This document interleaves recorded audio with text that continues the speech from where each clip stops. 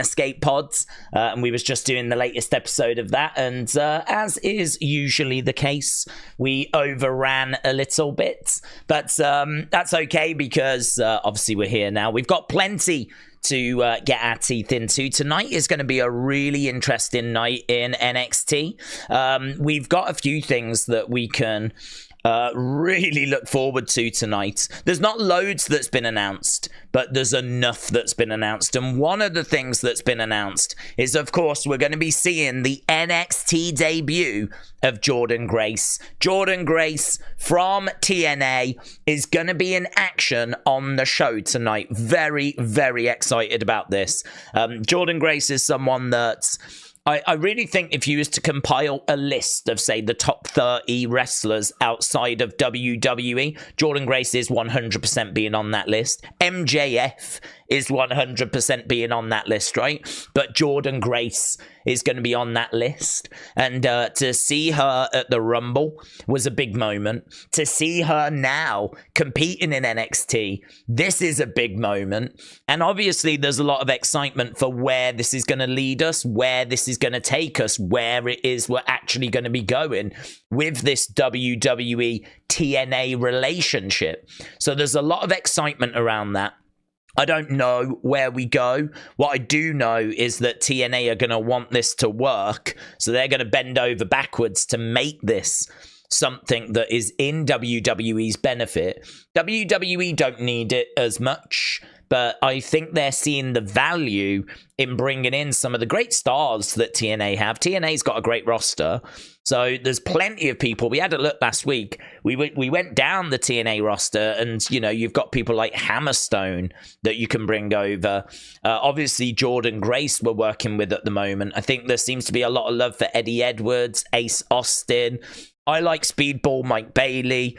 Like, there's names and talent that you can work with there where you can do some really interesting stuff. So I really like the roster that TNA has, and I think there's definitely massive potential for a crossover show or other matches, other moments. I just don't know what they're trying to cook. I don't know where we're going with this, but I am very excited to see where this leads. So yeah, we do have Jordynne Grace making her NXT debut, taking on Stevie Turner.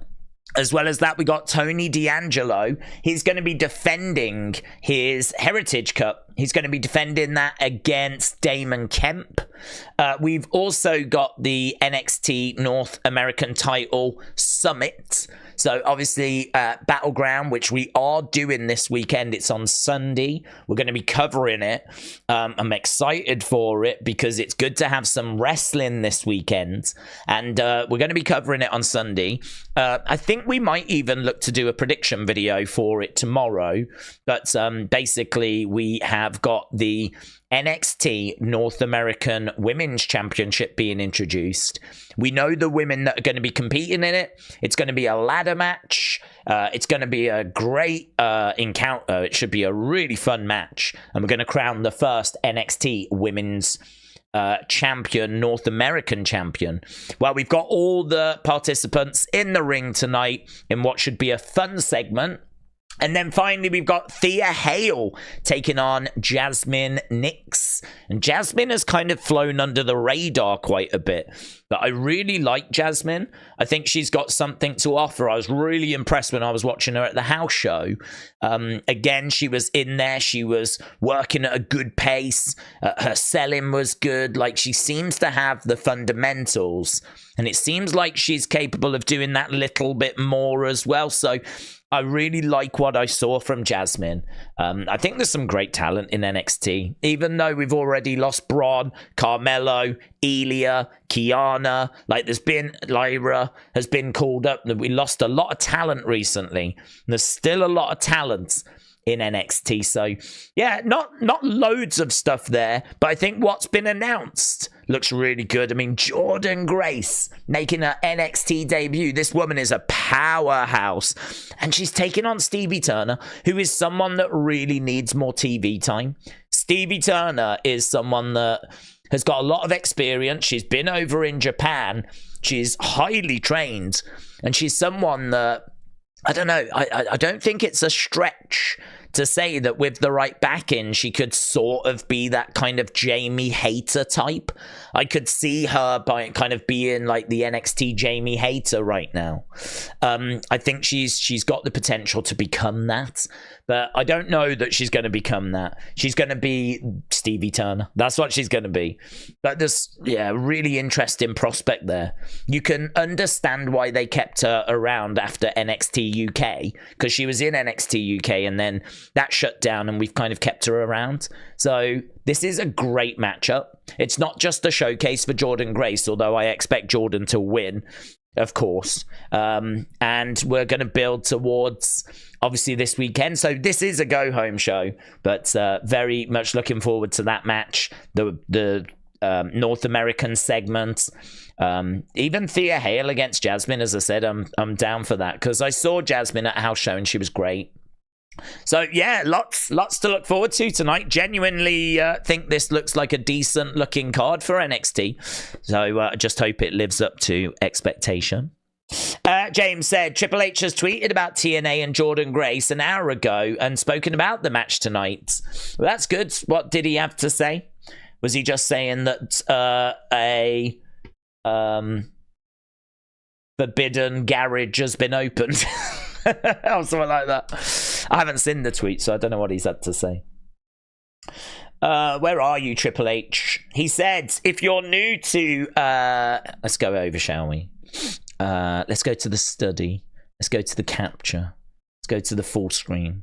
Here he is. If you're new to TNA Knockouts champion Jordynne Grace, you're in for a treat. Don't miss the final NXT before Battleground live tonight. So there we go.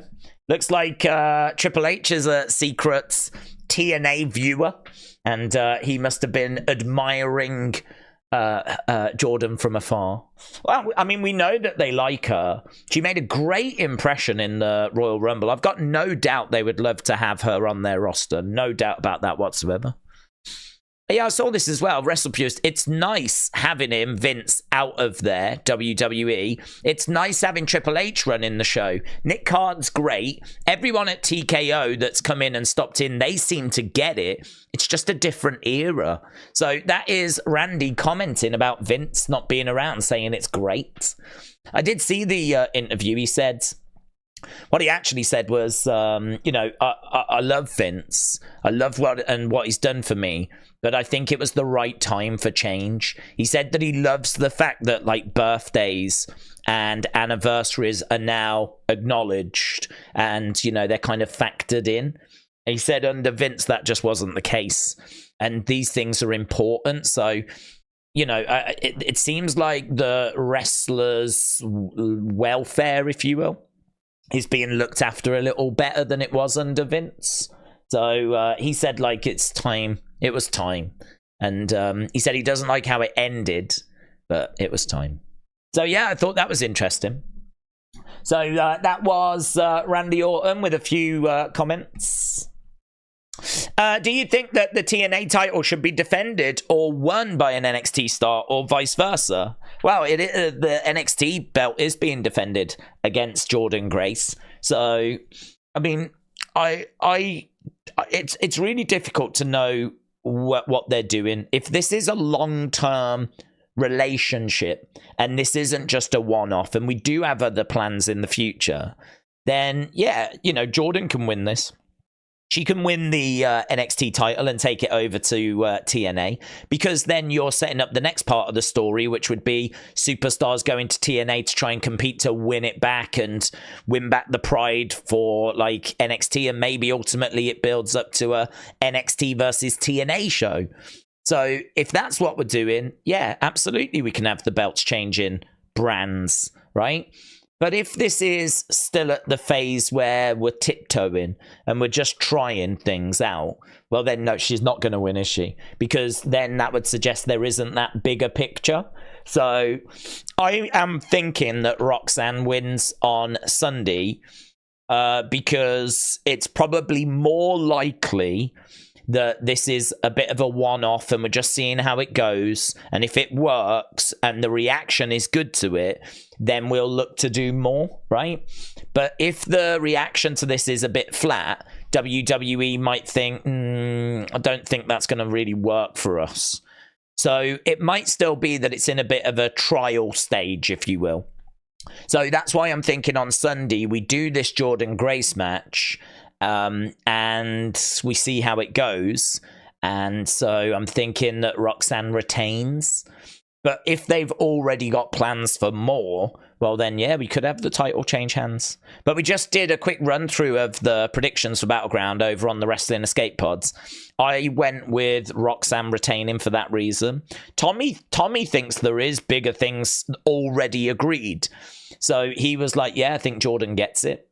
So it does seem like people are split on this. It does seem like there is some differing opinion as to where are we with this relationship with TNA and what fruit is it going to bear? You know, what is it actually going to produce? I think there's a lot of good reason to be optimistic about the future. I think there's lots of reasons to believe this is going to lead somewhere good. I don't have any doubt that there's going to be more.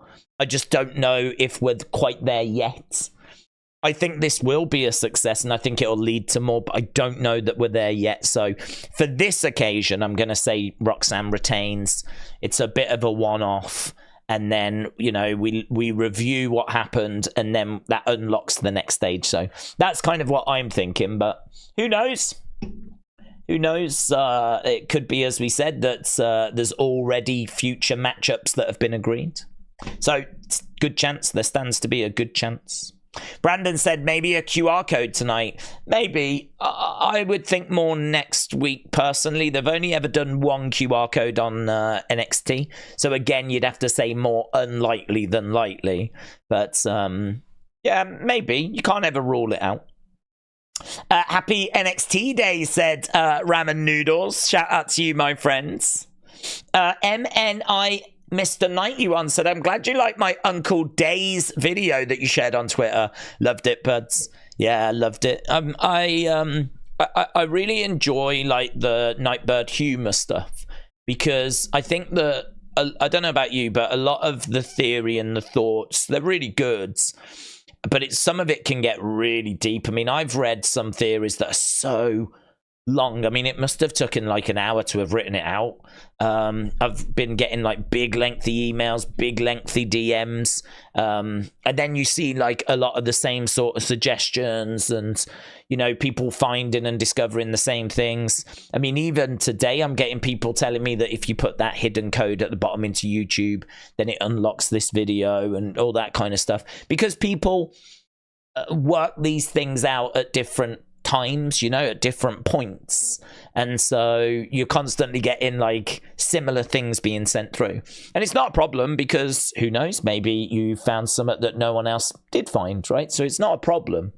But I think this is where like the humor side is really like a nice change of pace, because chances are if you make a meme, chances are I've probably not already been sent it. And I think that it's nice to just kind of have a look at Nightbird from a slightly different perspective, a more humorous perspective. So there has been some really good, funny Nightbird memes, Nightbird videos, Nightbird just bits, jokes. I've really enjoyed those. And I think they've added a nice little extra layer to the Nightbird videos. So yeah, if you've got anything or see anything, feel free to tag me in those, because I'm just as interested in those as I am the theories and the thoughts. I think there's definitely a place for that. I never do them first or anything. It's always a nice little way to round off a video, say, but I do enjoy getting those. Missy said, Grace has said multiple times in interviews that she would defend the belt on NXT and WWE, and that TNA are working together now, says Missy. Well, it's clear that they're working together because Jordynne Grace is over on NXT tonight. She's going to be at the weekend, but we still don't know to what extent that is. We still don't know, like, how deep that relationship goes, you know? I don't know what else there is to follow. I've not seen anyone kind of talk about what's next after this Sunday, but it's clear there's a relationship there because of what we're doing right now. I mean, she showed up last week, she's here this week, she's going to be working with them on Sunday. She worked with them at the Royal Rumble as well. There's lots of talk that WWE are interested in exploring this relationship with TNA. So I'm convinced there will be more, but I've not seen anything about what more means or when that will be. So I don't know. I'm still erring on the side that Roxanne retains this time, and then we'll see what comes a bit further down the road. But who knows, come Sunday, there may be an announcement of a big TNA NXT crossover show. They might have a bombshell announcement ready for us on Sunday, so I'm very excited to find out.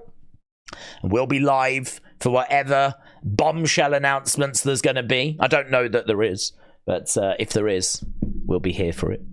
The Ring General said, Ring Camp and Prosper. Have a wonderful NXT day. The Ring General, shout out to you, my friends. Appreciate the support, and I hope you've had a good day as well. Metal Mama said, it takes me so long to do the detail, but I appreciate the fun memes more.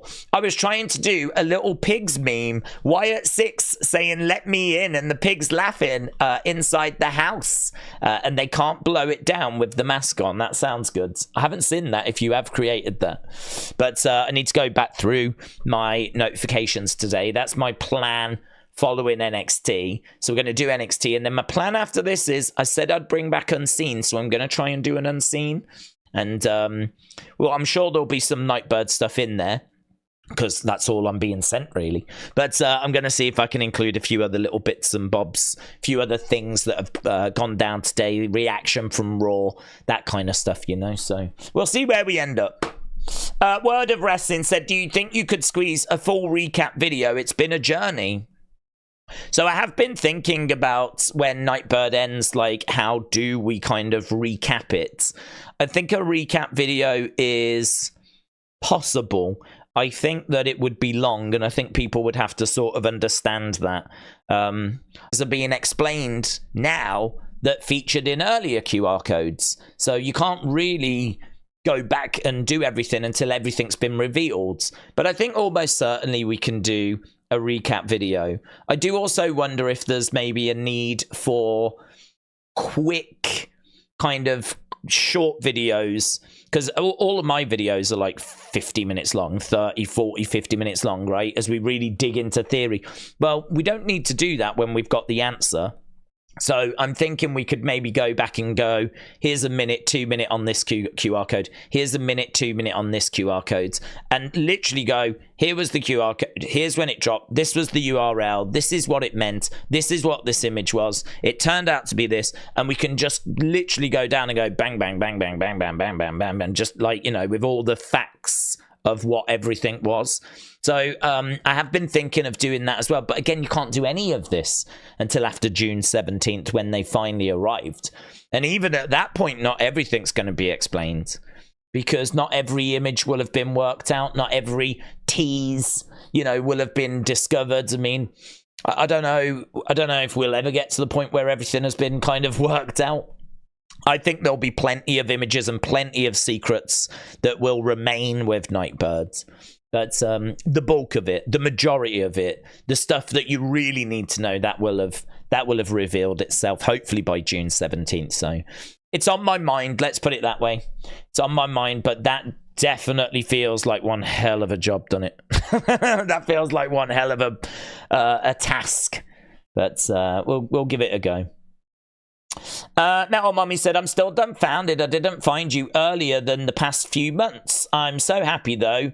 Ever think of multicasting on Twitch? Not that it matters. To be honest with you, I think the reason why you've probably not found us, and I think the reason why a lot of people have not found us, is that I've never really operated any kind of growth strategy. You know, it's never been like, oh, I need to get more exposure over here, or I need to get more exposure over there. We've been just solely on YouTube, really. I mean, my Twitter account has been shut down like 3 times. I mean, at one point it had coming up to like 20,000 people on it, and it got deleted because every time I share a link to these streams, Twitter thought it was a link to the actual show. So this is why I don't put links. I have to use a second account, because if there's any drama and that second account gets shut down, I don't care. right? Because I'm so tired of my main account being shut down. So, you know, I've had drama on X. I've never really got behind Facebook because that's just so difficult, to be honest. I find YouTube takes up the majority of my time. If I've got any time left over, I try to go through my Twitter notifications. I don't have any time for anything else. So, you know, growth strategies on TikTok and I started uploading, like, I think like the tail end of last year, I started uploading some stuff over onto TikTok. But even that's become pretty inconsistent. I mean, we are very good over here. We've got nearly 6,000 videos on YouTube. I mean, this is priority number one. Everything else has just been secondary. And some things have never even been on the agenda. So, no, streaming over on Twitch at the same time. The problem with that is that I just don't know. You know, people will be putting in comments and surely they'll feel like I'm ignoring them because my priority is YouTube. This is what we've done. This is what we'll continue to do. This is home. Everything else is secondary. So, I don't know. I mean, look, I'm sure things will grow and evolve and, you know, whatever. But I think that can explain why you've not found us, because we've just been over here doing our own thing. And that's how it will continue, to be honest. But, yeah, I don't know. We'll have to see. I'd love to get some stuff going up on TikTok because there was people that kind of came to us because they found us over there. So I understand the benefit of doing it, but I'd much rather just be focused on trying to put the best content out here and sort of hope people find us that way, you know. That's the only strategy. That's the only plan. Try and do the best you can over here and just hope it sort of works out eventually. So that's what we've been doing. I don't know if it's been working, but I think it's certainly, we're in an all right place, you know. So the Ring General said, I'm looking forward to Jordynne Grace. It's going to be a historic moment. Yeah, I agree. I think that this is definitely something people are on board with. I've not seen anyone really down on it or against it. I think it's something that will benefit both companies, NXT and TNA. And, you know, I think that TNA, because they are, I mean, for the longest time, TNA was like public enemy number one. They were seen as kind of how AEW are seen now. But I think, as I said, without disrespecting them, they've sort of settled into a place that's like below NXT in regards to ratings, you know, and it's got to the point now where I think WWE are looking at them as like clearly not a threat to Raw and SmackDown. But, you know, could they actually be a help to NXT? Could we use their talent? Could we use their fan base to kind of build some bridges and actually boost viewership with NXT and at the same time boost their viewership, help scratch each other's backs? And as we said, I do think there's a chance that the AEW situation is at play here. I think WWE would love to get in with TNA because that means that AEW can't. If we get in with them and say, look, you're with us and no one else, that's it, you sign an exclusive deal, which I'm sure TNA would do, then that means that obviously we look after TNA, we send them some stars, that helps their ratings, they help the NXT ratings, and it means that when Jordynne Grace's contract comes up, we're in prime position to get her, because she will have been backstage, she will have met loads of people, she'll feel like she's part of the group. A bit like how I think that worked well with Okada and Ospreay and Jay White. Because of Forbidden Door, they got to meet and see what the world of AEW was like. They felt comfortable, and I think that was a big advantage when their contracts came up. I think we've seen that working with New Japan, like AEW have done, has really helped get talent in from New Japan. So that talent, it kind of learns over in New Japan and then it flows into AEW. They've got, in a way, New Japan is sort of their developmental, to be honest. Like, people go over there, learn how to wrestle, become stars, and then they seemingly flow into, not everyone, but a lot of big names flow into AEW. And I think that WWE have looked at that and gone, well, we need to make sure that they're not getting the TNA supply line as well.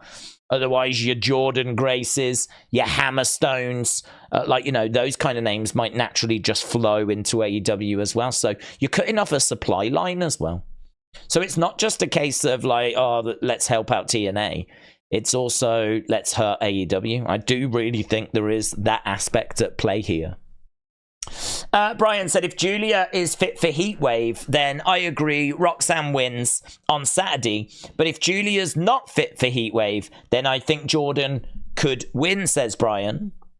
But Ramen Noodles said, imagine Jordynne wins, Roxanne chases her to TNA and wins it back. Also, I think TNA has a mystery champion opponent thing that's coming up. Looking forward to Unseen, said Word of Wrestling.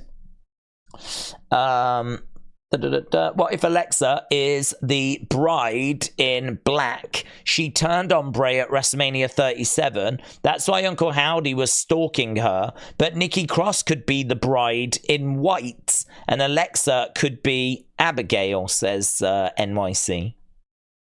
Tony Khan screwed up anything to do with TNA, said Jason. Wrestling Overtime said Corey of Fightful said to expect another crazy show. Really? Another crazy show tonight? Let's go, man. Let's flipping go. I'm definitely down for that. So, honestly, I'm really excited. I think that last week's episode caused so much excitement. I mean, I think a lot of the episode was just normal NXT, which is fine, but 2024 has not actually been a great year for NXT. If you look at a lot of the show scores, it's quite low, actually.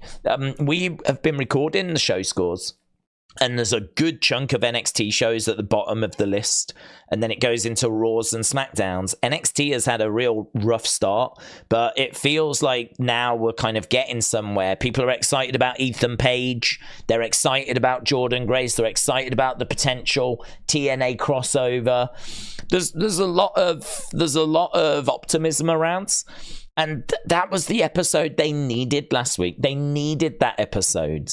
So it's been some great moments this show. I mean, Trick Williams winning the title was awesome. There's been some good stuff. Sexy Red being on the show. I mean, I think last week they got like 700,000 viewers, which, very, very good for them to break that 700,000 barrier. They have been down in like the 500,000 range at times, but on average, they're in the 600,000 range. So to break 700,000, very, very good. And I hope that optimism carries over to this week as well. So if you're saying that word on the street is another crazy show, oh, let's go, man. Well, we're here for it, aren't we? We're here. What if Alexa... Oh, we read that one. I found the channel about a month ago. My whole family is loving it. We love you, Daze. Keep up the great work. Afro, shout out to you, my friends. Afro Soul Reaper. Appreciate the kind words. Yeah, I mean, to be honest with you, I'm pleased, obviously, that the channel is growing and that people are finding it. And I'm really pleased that the community is growing as well. I think over the years, we've been really steady. I think that things have just naturally just kept ticking over, if you will. We haven't had like that big explosion of going crazy for a long, long time. I mean, before we were doing streaming, we did a lot of toy hunts. And that seemed to really grab people's attention. And I'd say the channel really benefited from that phase. But we've kind of settled down into a bit of the rhythm, into a bit of a groove. We've got a great community. We're open arms, man. I mean, we'll welcome absolutely anyone in that wants to kind of add their thoughts, their theories. And I think we've welcomed in quite a few new people in recent times, probably because of Nightbird. And I think we're at the point now where I do feel like there's a lot of new faces around. There's a lot of new people around, and it's awesome. It's brilliant. As we said, open arms. Everyone is welcome here to share their thoughts, talk about wrestling. That's exactly what we want. I think, without sounding like I'm trying to promote something, and I'm really not, but I think this is why the Discord is a bit more on my mind, because I'm very conscious that when we're streaming, there's a place here for people to hang out and have a chat with each other, and that's the chat. because I hope that people are doing that. It's not only me that you should be talking to. This is a big community. You're seeing the same names I'm seeing in the chat. You've got your own thoughts, your own theories. It's not about just getting my attention. It's about sharing those thoughts and knowing that a good amount of people are reading what you say. It's the reason that I put it on screen. It's the reason why the chat has always been visible, right? I've been on a lot of streams before I started streaming. A lot of different streams, football streams, wrestling streams, MMA streams, going back years and years now. And they did not have the chat on the channel, did not have the chat on screen, right? Or if it was very small in the corner, right? And I knew straight away I wanted a big chat. I know it's visible elsewhere, but sometimes you've got it on your TV. Sometimes you've got it turned on your phone and you can't see anything else other than what you can see on screen. And so I've always tried to have that big chat present so that people's thoughts, your thoughts, can appear on screen, can be seen by other people. And I think that builds characters. I think this community is full of characters. And I think a big part of that is because people get to know people in the community. So this is why I think the Discords is really interesting. Because it's not about me being in there, right? Because I'll tell you now, I'm not going to get a chance to be in there. But it's more about you lot talking with you lot. It's about the community talking to the community. You know, if I saw, I don't know, John Blogs, right, who was in these streams all the time, and he was sharing really good thoughts, and I loved his comments. And every time he had something to say, I'm like, yeah, I'm so with John on that. I think John's called that. I think that is where this is going. Or like, yeah, I think John's right. This might lead to such and such, yeah. I feel like it would be good if I could have a chat with John somewhere. Might want to share thoughts with John. I just want to let you know, bud, I think your comments in the day stream, I think they're so good. I think you're nailing it. Every time your comments pop up, I agree with what you're saying. And then I want somewhere to go to speak to John. I think that's what the Discord should be. It should be the community talking to the community. It should be that. And I think that needs to be encouraged. And I think it needs to be kind of highlighted of, you know, how I think that can be of benefit to the community. So I agree. I think we've got something special. I think I love the fact that there's so many regulars that join us. I think that shows that, you know, or hopefully shows that the community is a good place to hang out, considering we've got people that have been here for years. You know, I think that shows that this is hopefully a good, constructive place to be, and that you can get your thoughts across, and that people are reading it, and, you know, it is being seen. And I think the Discord can support that. So, yeah, I think there's probably work to be done there. But a big shout out to Sonny, because Sonny has really been leading the charge with the Discords, trying to make sure that it's, you know, a good place to hang out. I know people are going to ask me where's the link to it. I don't know. I don't know. I can't give you that information.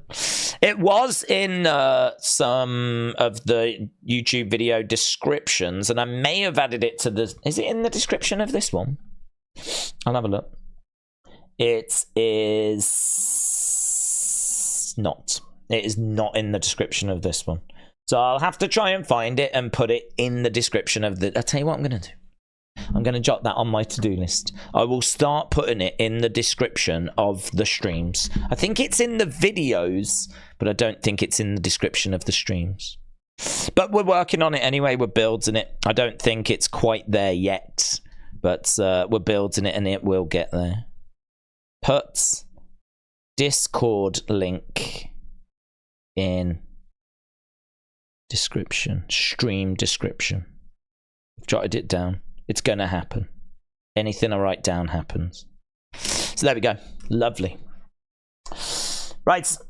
Let's go down. Matthew, shout out to you, my friend.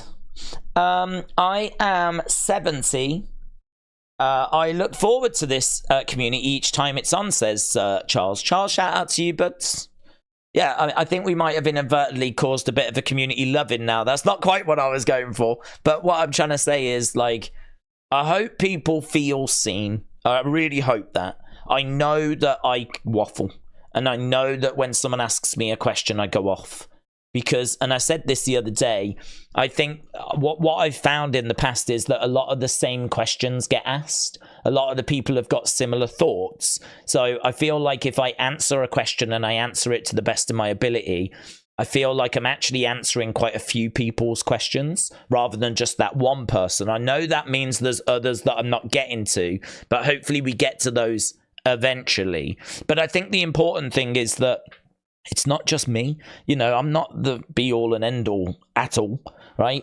I'm just the person that puts this party on. I just host this thing. But that's why I think, like, if I saw people in the chat and I like got to know them in the sense of I liked what they said, sometimes they throw in jokes, I think they can be pretty funny, or, you know, everyone, you can get your personalities across in the chat still. And I think that they do come across. Because it's funny how whenever we do a Community Hall of Fame post, people like vote for certain. We've only been doing this since the start of the year, but since we've been doing the Community Hall of Fame, the one thing that has really jumped out to me is people don't just put names. They give you this big reason why. So they'll say, who do I want in the Community Hall of Fame? It's John Bloggs. John Bloggs, because he is so funny. I don't think he gets the love he deserves in the community, but he is so funny. And I think every time he's got a point to make, you know, if he is going to be serious, he's normally bang on with it. I normally find myself agreeing with him. And what I'm finding is that you don't just get that name, you get this reason why. And what that says to me is that your comments are seen, you are seen.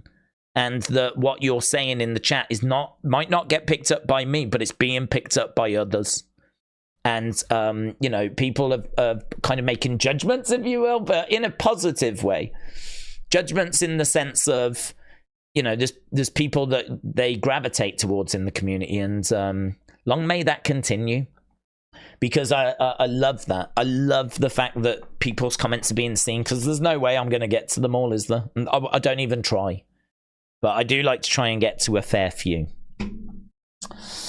I'm going to continue voting for myself, said Miss Clown 1, because no one knows who I am and I'm busy lately. God bless you. Corey said that they're being tight-lipped about the show, just like last week, said Wrestling Overtime. Well, I'm excited. Let's see what they've got, shall we? Let's see what they've got planned and what they've got up their sleeve. I've got the WWE Network good to go. Obviously, last week was quite the surprise. So let's see what they've got up their sleeve for this week. I mean, it is going to be very interesting. I would imagine that you would want to do something big at the premium live event. I've got to think Sunday is the day that you really want to pull the trigger on. If we are working with TNA, right? And I mean long term, and we've got big plans coming, then I've got to think that you're going to really kick things off on Sunday. I mean, I don't want to say like a TNA invasion, but if there are those plans in place for a WWE NXT TNA crossover show, I don't think you can take that off the table. I don't think that gets removed, right? I think that there's a possibility that something like that goes down, but I just don't know. I don't know where this is going. I don't know what the plans are. I don't know how big the plans are. I don't know how often we're going to work with them. It might just be that we do this Jordynne Grace thing, and then in a month's time, we do, like, you know, someone going after the NXT championship, and then it's time for Hammerstone to come in and have a go. You know, it could be something like that. It might not be as big as what we want or as adventurous as what we want. Or it could be they've signed something that's going to blow our minds. So I'm excited. We've got 9 minutes till the show starts. Let's see if it is going to be as eventful as what last week was. PJ, shout out to you, my friends. Politic1 said, I'm really hyped about all ego in NXT. There is a lot of hype. I mean, I'm sure there was lots of like reaction videos and thoughts. I kind of feel like I can't really join in with that, the Ethan Page one, because I'm I always like to be honest with my thoughts and my reactions. And honestly, my honest thought and reaction was, okay, let's see where this goes. That was my honest reaction because I don't really know him. I don't watch TNA. I've never watched TNA. I'm aware of certain stars, you know, like Jordynne Grace, for example, who, you know, I think as soon as you see Jordynne Grace, she's on your radar. She looks different. I mean, there are not many girls that are the size of her, as jacked as her. I mean, she really is something special. She looks special. And I kind of think that, you know, WWE are definitely interested because look means a lot in the wrestling business. We know that. But like with Ethan Page, I didn't see him when he was in TNA. And when he was in AEW, that's where I really got exposed to him. And we just never saw him. There was, I don't know what you can get excited about from Ethan Page in AEW. I don't know what you can get excited about from that. So I'm sure he's got his fan base. I'm sure he did amazing stuff in TNA. There's a lot of excitement around him. It's clear there's something there, but I don't feel like I've been able to see it. Because I think the way he was treated in AEW was very, very poor. Very poor. He was someone that was probably told one thing, and then when he came in, it was actually somewhat different. And that's not only AEW. WWE do that. I'm sure that WWE sold the dream to Ricochet, and that's not gone the way that... I can't imagine they said to him, look, let's bring you in. We'll have you in NXT for a while, and then we'll bring you up and we'll make you like a mid-carder that struggles to get on TV, right? I can't imagine they said that to him, and he was like, yeah, wow, that sounds good. But that's how his career has been. You know, a mid-carder that has held the Intercontinental Championship, but that's the highlight, really, of what he's done. And, you know, most of the time struggles to get on TV most weeks. We are doing some stuff with him at the moment, and I hope that continues.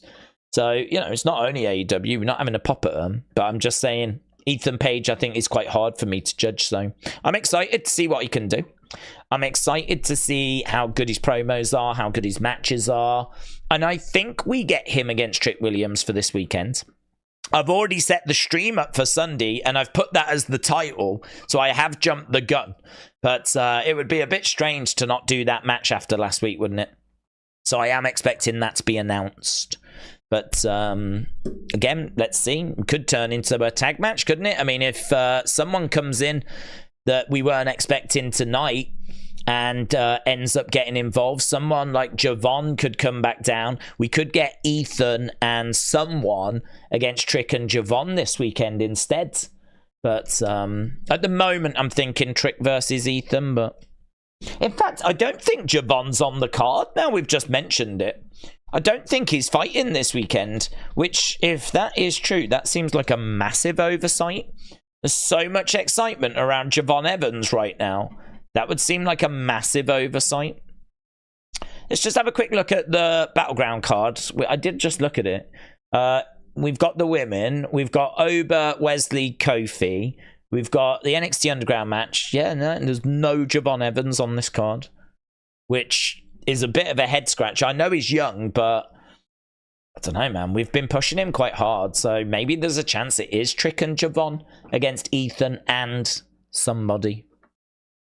Something to keep an eye on. I'm going to be glad when the QR code stuff's over. I am losing interest since PW Insider spoiled the members. I just can't wait for them to show up. That's fair. I don't think you're alone in that. I think the thing for me is that I'm not too worried about knowing who's in it.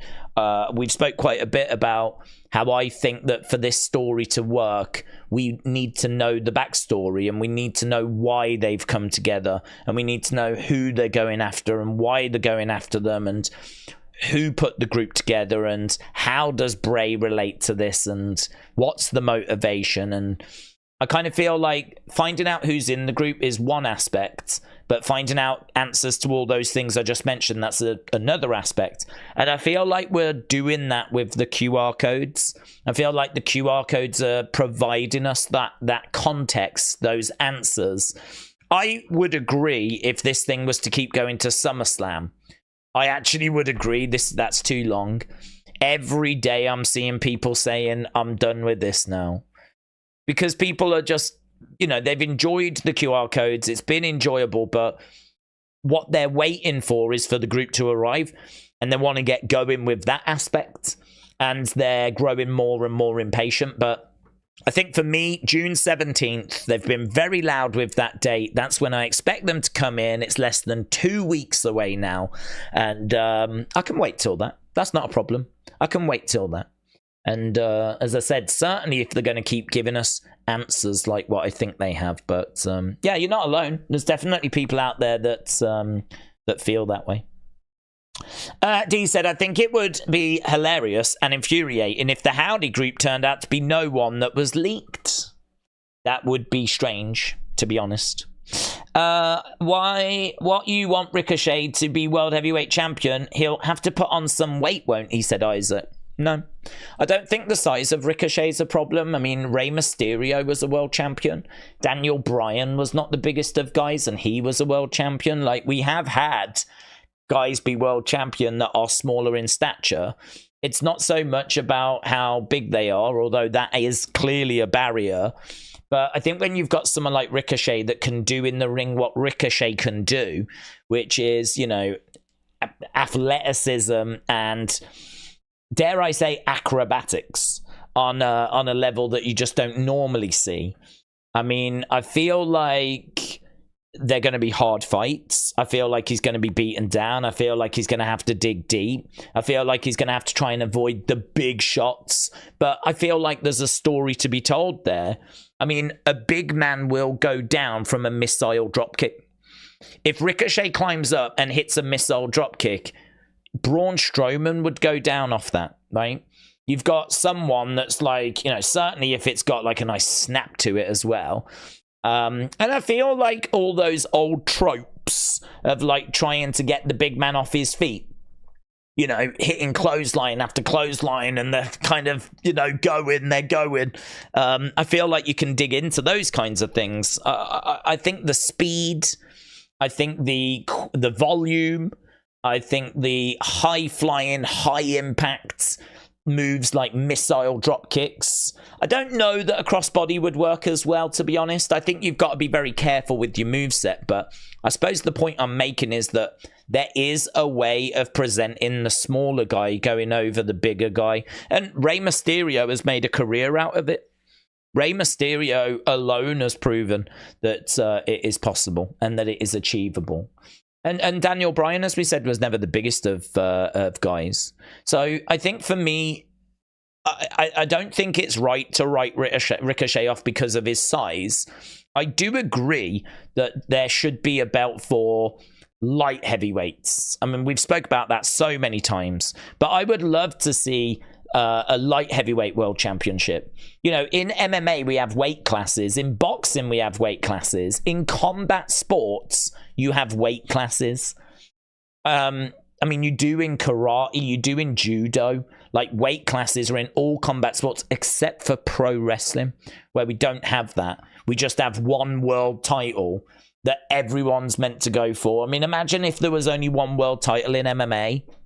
The big guys would get it most of the time, but it is true that smaller guys would get it as well. Look at Usyk beating Fury.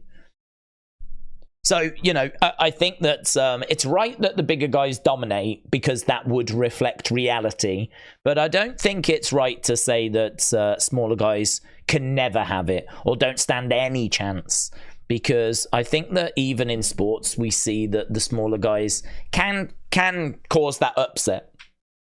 To be honest, it's not the size that's his barrier. I just don't know that he's got the charisma.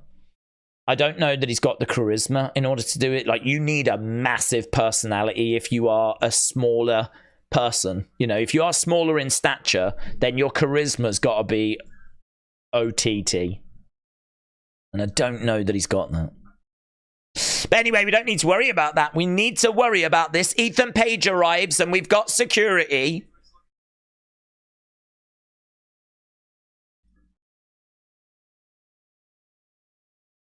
Okay, so Mr. Stone is with Ava. We're just seeing what happened last week with Sexy Reds.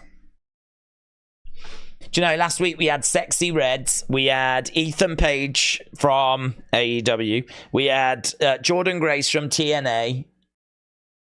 It was quite the show. So, Sexy Red announcing that she'll be the host of Battlegrounds. Daze, I've been watching since 2017. You got me into figures. Keep up the good work. Almost 300,000, says Kyle. Kyle, shout out to you. Yeah, that's definitely something that would be good to achieve this year, to try and get to that 300,000. I feel like it's possible. It's actually not going to be easy, though. I mean, I think it's like just over 7,000 subscribers away, which in the grand scheme of things on YouTube doesn't sound that much when you've got channels getting like hundreds of millions. But it's just, we've been doing it a long time, you know. It's not that easy. And certainly when you've got my strategy of not really putting yourself out there, you know. But we'll see. I'm not putting any pressure on that. But it'd be good, wouldn't it, to kind of tick that box. Right, we're still looking at last week and Ethan Page attack him. I took out Oro. I attacked Noam. So Ethan Page is the one that's saying that he took out all of these superstars. And he's holding up that NXT championship. But we've not had it confirmed that he's going to compete for it yet. And obviously we found out last week who was going to be her opponent.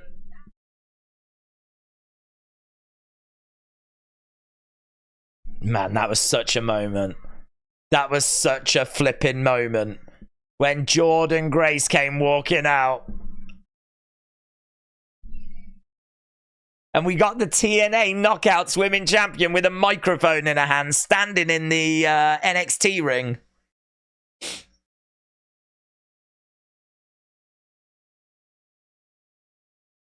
God, look at the size of her, man. This is going to be one hell of a job for Roxanne, innit?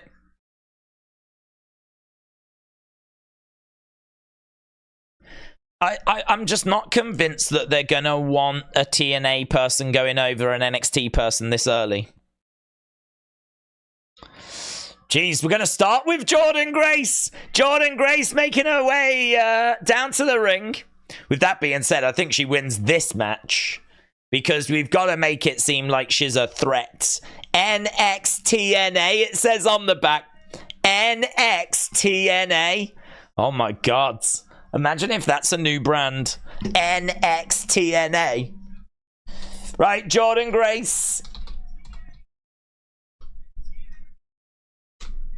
Taking on Stevie Turner. She'll be taking on Roxanne Perez this weekend. NXTNA.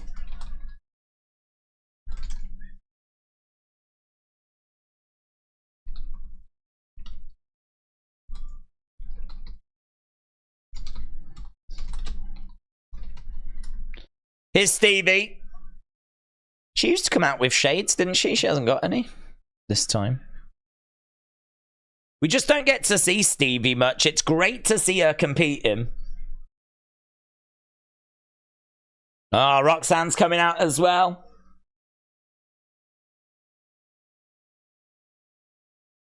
So Roxanne, I think, is probably going to be making her way down to commentary. Let's go. NXT TNA sounds like an awesome idea.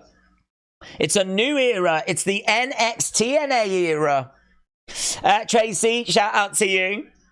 Corey said, Clash at the Castle in Scotland. If you say his name, he may appear. I believe in Joe Hendry, ? I don't see them doing anything on the main roster. I think they'll keep this at the NXT level. Right, here we go. Jordynne Grace and Stevie Turner. Jordynne Grace gets slapped in the face there by Stevie. Stevie's quite excited, but that it's gone well. She goes for a clothesline, and Jordynne doesn't move. Jordynne just smiling as she picks up Stevie. Stevie, though, goes on her feet, hurls Jordynne into the corner. She blocks it. Back elbow there by Jordynne. Jordynne over the top. Tells Stevie to follow her. She then jumps over again, and a big slap there by Jordynne. Stevie goes over against the ropes. Thrown over the other side. Big shoulder tackle. Stevie gets back up. Stevie just getting knocked down. She goes against the ropes, round the houses. Face first. Kip up there by Jordynne as well. Stevie in the corner. Jordynne charging over. Tell you what, there's a lot. There's a lot of pressure, isn't there, really, on Jordynne Grace here. You know that people in the business are watching this, kind of seeing how this is coming across, how it's being perceived, what the reaction is. But also how she's doing. If she botches this. Oh, net breaker. 1, 2, but she's not botching it. She's killing it, as we thought she would. But at the moment, she's struggling against Stevie. And right now, Stevie gets onto the shoulders of Jordynne. Jordynne gets up. She's got Stevie on her shoulders. She's got a claw on the top of her head, Stevie, here. Looking for a suplex. Reverse, though. Jordynne with a lovely reversal. Stevie trying to get up, charging over. Making her way over to Jordynne. Kick coming in. And big chops. Driving Stevie back. Jordynne in control. Forearm strike. Stevie over the other side. Picks her up. Slams her down. Tells her to get back up again. Picks her up. Slams her once again. One more for the road. No, couldn't get it. Stevie goes over to the corner. Jordynne charges over. Oh, lovely back elbow. Love that. Boom. Stevie goes hard into the corner. She tells Stevie to come forward. Picks her up. Look at that. She's got her here. She just plants her down, and it's also effortless. Lovely. Splash. Beautiful. Beautiful. Right now, could this be the beginning of the end? Pump handle. She's got her arm. Oh, drives her down. 2, 3, and it's a win for Jordynne Grace. It's a good showing. And it's a win for TNA. TNA 1, NXT 0. So Stevie Turner is dealt with. No surprises. Jordynne Grace had to win that so that she looked like the threat for this weekend for those that have not been introduced to her. Roxanne getting into the ring. So Roxanne steps into the ring. She holds up her championship.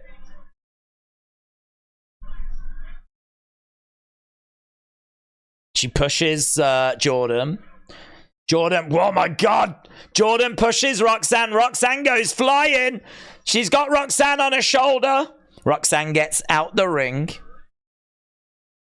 Roxanne grabs that NXT Women's Championship. Jordynne picks up the TNA Knockouts Women's Championship. It's coming home with me. Right, we're outside with Lash. Jakara, here's Trick.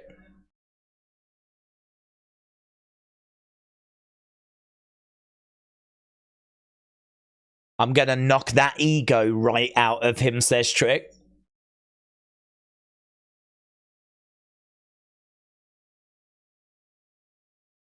I'm going to take care of this, says Trick.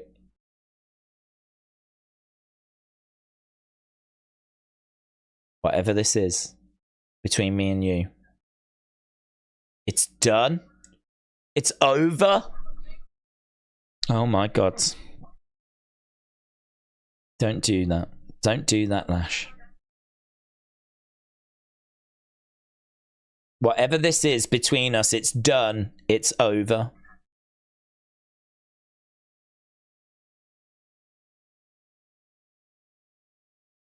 You lock in. You do whatever it takes to get that title. Oh, why is love so hard? Hey? Why is love so hard? Why can't she have both? Why can't we have both? Eh?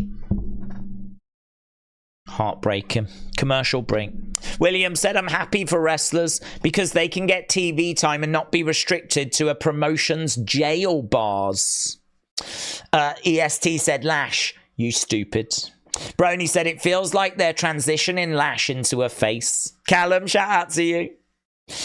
Or maybe she's going to turn on Trick, said Brony. Maybe. Lash is an idiot, said EST. Jordan said, the NXT parking lot has another Vicodin. Another Vicodin. Alkaline Prime said, Trick got tricked. I am your father, said Sol Ruka is going to win. I tell you, there's some really good options, isn't there, to win that NXT Women's North American Championship. Sol Ruka could get it. Lash Legend could get it. Fallon Henley could get it. Jada Parker could get it. Meechin could get it. Kalani Jordan could get it. I mean, honestly, any of them could leave as champion. Fallon Henley's been there for quite a while. You could totally see them putting it on her. Meechin, if she's going to spend a bit of time in NXT, could get it. Lash could get it because she's been used a lot recently. Sol Ruka, there's so much excitement around her. Jada Parker, again, really a lot of excitement around her. She was featured on World Star.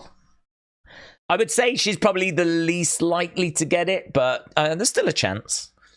Kalani Jordan, I just think is amazing. I think Kalani Jordan is the biggest potential in the women's division. I think she's amazing. So yeah, honestly, any of those could end up picking it up. It's going to be hard to figure out who picks it up. I did the predictions and I did go with Lash Legends just because of how they're using her at the moment. I did go with Lash. Plus also, if she stays with Trick, you got Trick with the NXT belt, you got Lash with the North American Women's. It's quite a good look, that. They're quite the power couple, aren't they, then? So I've gone with Lash, but honestly, it could go to any of them. Rick said, I thought that was Sexy Red. It goes to show I know NXT characters. James said, I think it will be Jada Parker. See, that was the one I said I thought the least. But James is thinking it's going to go that way, so could. They're all on the table. Right, I think Sol's going to get it, said Brony, but anyone in the match could win, and I wouldn't be shocked. I love it when matches are unpredictable. Max JB said, thoughts on Liv's current work? I think it's the best she's been all of her career. She's one of the top stars. Well, I think it's the best story she's had. And as a result, you know, I don't really know what we can judge her on. I mean, her promo the other day in ring, I thought was good. I thought it was not flat. She was like putting pauses in there. She had some inflections in the words and the way she was delivering it. It wasn't just ma ma ma ma ma ma ma ma ma ma ma ma ma ma ma, right? It wasn't like that, and that's what she'd been criticized of in the past. This had a lot more kind of to it. She emphasized certain things. There was peaks and troughs, and it was a lot more engaging as a result. But, you know, her kind of just flirting with Dominic, I mean, that's the creative, really. I think they're doing you know, she's performing it as well as she can. Her promo was good the other day in ring. I think she's having the best time in her career. I think that this is the best creative she's had as well. And yeah, I mean, we'll see kind of where it goes. It doesn't escape the fact, though, that it is hard to name great Liv Morgan matches. And it doesn't escape the fact that it is hard to point to lots of great Liv Morgan promos. So I kind of feel like we're at the start of something here. She needs to keep building that library of great matches, great promos, because that's how you'll get the respect. If we can go, oh, give me 5 great Liv Morgan matches, and you can go, well, there was, and you can do it, we're in a different place then. So I feel like we're at the start of something at the moment. Right, we got Shawn Spears. He's chatting to some talent. Is that Finley's kid? Javon. All that athleticism at 20. You've got so much to learn. I can help you. Oh, Josh Briggs is here. So Shawn has managed to gather together some NXT talent.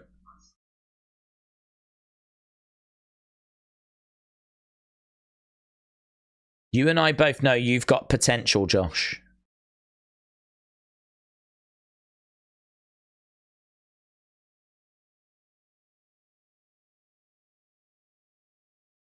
He's talking about someone he can manipulate.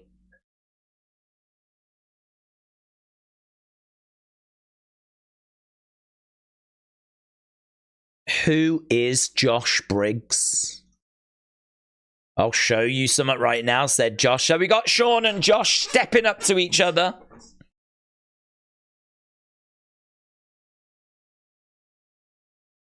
No, Shawn Spears walks off.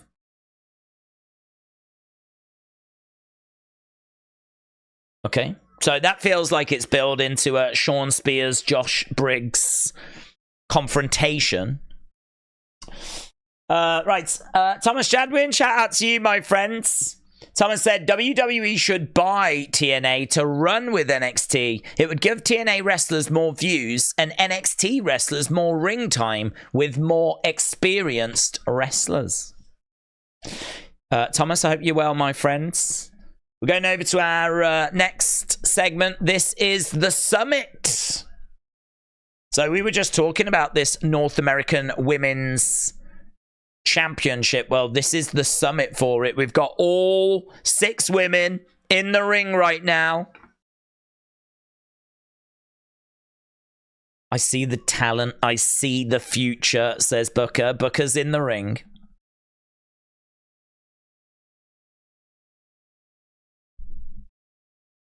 Who is going to be the person? Who's going to be the first? Here's Michin.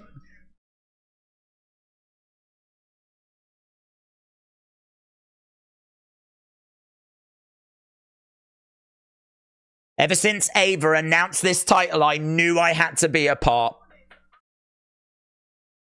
I know what it takes. I've had my nose broken. All in a ladder match. And I loved it. Oh, that's good, man. That's good.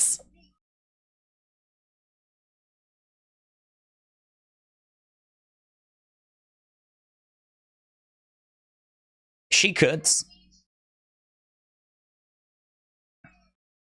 Oh, Jada just interrupted Michin. Michin was like, no, she did not.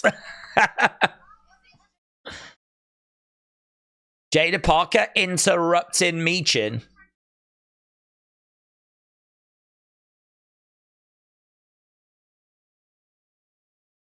Jada Parker doing good there, man. Here's Fallon. This is my kind of match, says Fallon.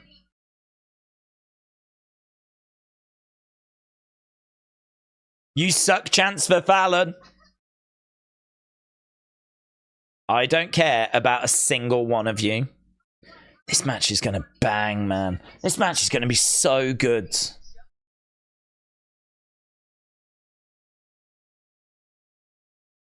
Here's Kalani. This is the bit I think Kalani will struggle with.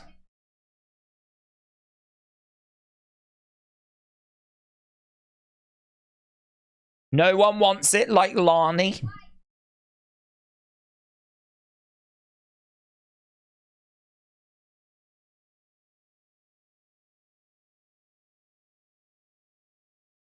These people, my people, deserve a champion like Lani. We got a shucky ducky quack quack there from Booker. I think he's really enjoying his time here, isn't he? He's great in this role.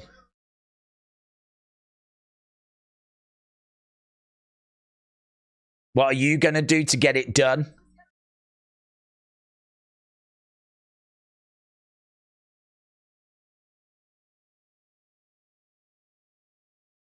Every woman here thinks that they're going to be the one. Can you imagine what Sol Ruka's going to do off a ladder? Can you imagine a soul snatcher off the top of the ladder? Jesus! And we're sure to get that.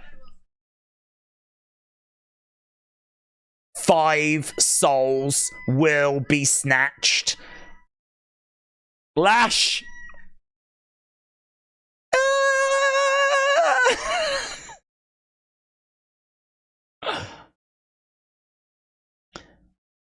Lash Legend now. It's been a rough couple of weeks. I don't know what the window cleaning was about. Imagine if she did that.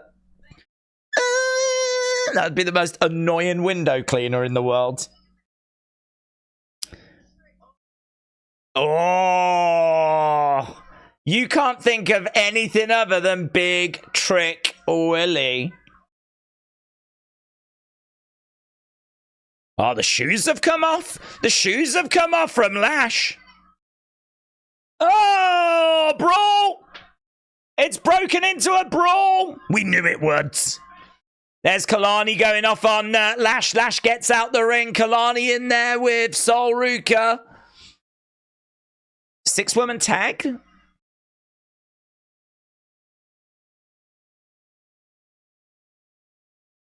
Here's Mr. Stone. If you don't want to wait for Battlegrounds, we can have a 6-woman tag tonight. It was a little obvious when all the heels got thrown out the ring. All the faces were in the ring and they were sort of in 2 rows. You kind of go, yeah, I sort of feel like this is going that way. Okay, we're backstage with Charlie Dempsey. What's he doing in the mirror? Are you talking to me? Here's Mars Bourne.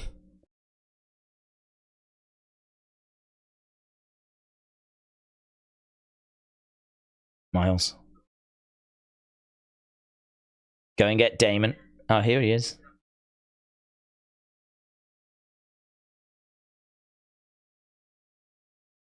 What's he? You talking to me? You talking to me? What's he doing? It is like Willy Wonka's lost his mind.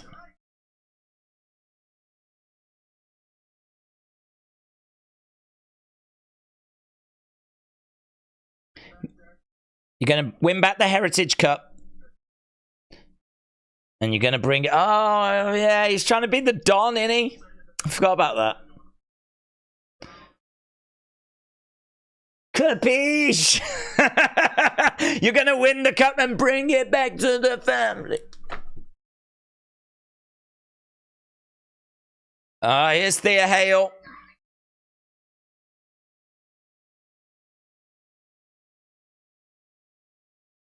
Riley said he won't be out there tonight. Why are they not going out there?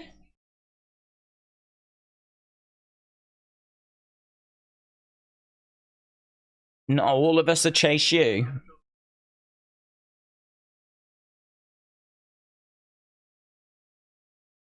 Let's go. All right there, Thea. They're not coming. Ridge is going out with Mr. Chase. So Thea is going to be in action. I think she's taking on Jazmyn, isn't she? So she comes out with Andre Chase and Ridge Holland. So Thea Hail making her way down. The HPN, shout out to you, my friends. I will get to your comment in a second, but we should be going to commercial break. Thea Hail, Jazmyn Nyx coming up after this commercial break. So the HPN said, sorry, I'm more interested in evil Sean Spears group than a Wyatt Six. A group of young up-and-comers and Sean Spears is better than a bunch of bottom-tier jobbers. Yeah, but what you need to try and do is take those bottom-tier jobbers and turn them into something more substantial. And that's the whole point, isn't it? Bray said that he wants to take that kind of discarded currency, which is being underutilized, and restore its value. So we've seen great things out of Nikki Cross. I think there was a lot of love for Nikki when she was in Sanity, and a lot of people have wanted to see Sanity return, and it never did. And obviously then she went down the road of doing Nikki ASH and, you know, a few other things which just didn't land. And I think it's kind of, you know, she's built up obviously a reputation of struggling, you know, kind of being there to put others over. She had a good run with Alexa when they were tag partners, but I can understand why people would look at Nikki and think, really, we're going with Nikki? But yeah, when she was in Sanity in NXT, people were really on board with her. She plays that kind of crazed character very well. Dexter Lumis is someone we've not really done a great deal with. I think that his feud with Miz divided opinion. And really outside of that, what did we do with him? I mean, we just didn't really do anything with him. Eric Rowan's Eric Rowan, man. I mean, he was such an integral part of the Wyatt family. It's going to be great to have him back. Joe Gacy, I'll agree, never got going, really, in NXT. I completely agree. But again, I think there is potential that's there. So it's about trying to unlock that potential. And I think if Nightbird's anything to judge by, I think Nightbird has been really good. I think it's been a successful campaign. If they can put that same energy into that group, I'm optimistic. I really think they can get a tune out of them. I think they can get somewhere goods. But we said the other day there's right to be that concern because there's maybe not that guaranteed kind of star there that you can really lean on. There's not that Randy Orton. Do you know what I mean? There's not that big name, that Karrion Kross that you can really just, you know, lean on that you know is going to be solid. I mean, I feel like you know what you're going to get with Eric Rowan. Don't really know what we're going to get from Bo Dallas, do we, as Uncle Howdy? Because we didn't see him long enough as Uncle Howdy. So we don't really know what a Uncle Howdy-led group is going to be like. So there's plenty of concern out there, but I've said all along until they debut, I'm not going to be... I'm just going to take it a step at a time. I'm not going to be like... negative and fearing the worst and all of that. Instead, I'm just going to take it a step at a time. And so far, so good. Nightbird is killed. But Sean Spears, an evil sort Sean Spears with some up-and-comers. It sounds interesting, doesn't it? I think you could definitely get something out of that as well. I suppose it depends who you put with him.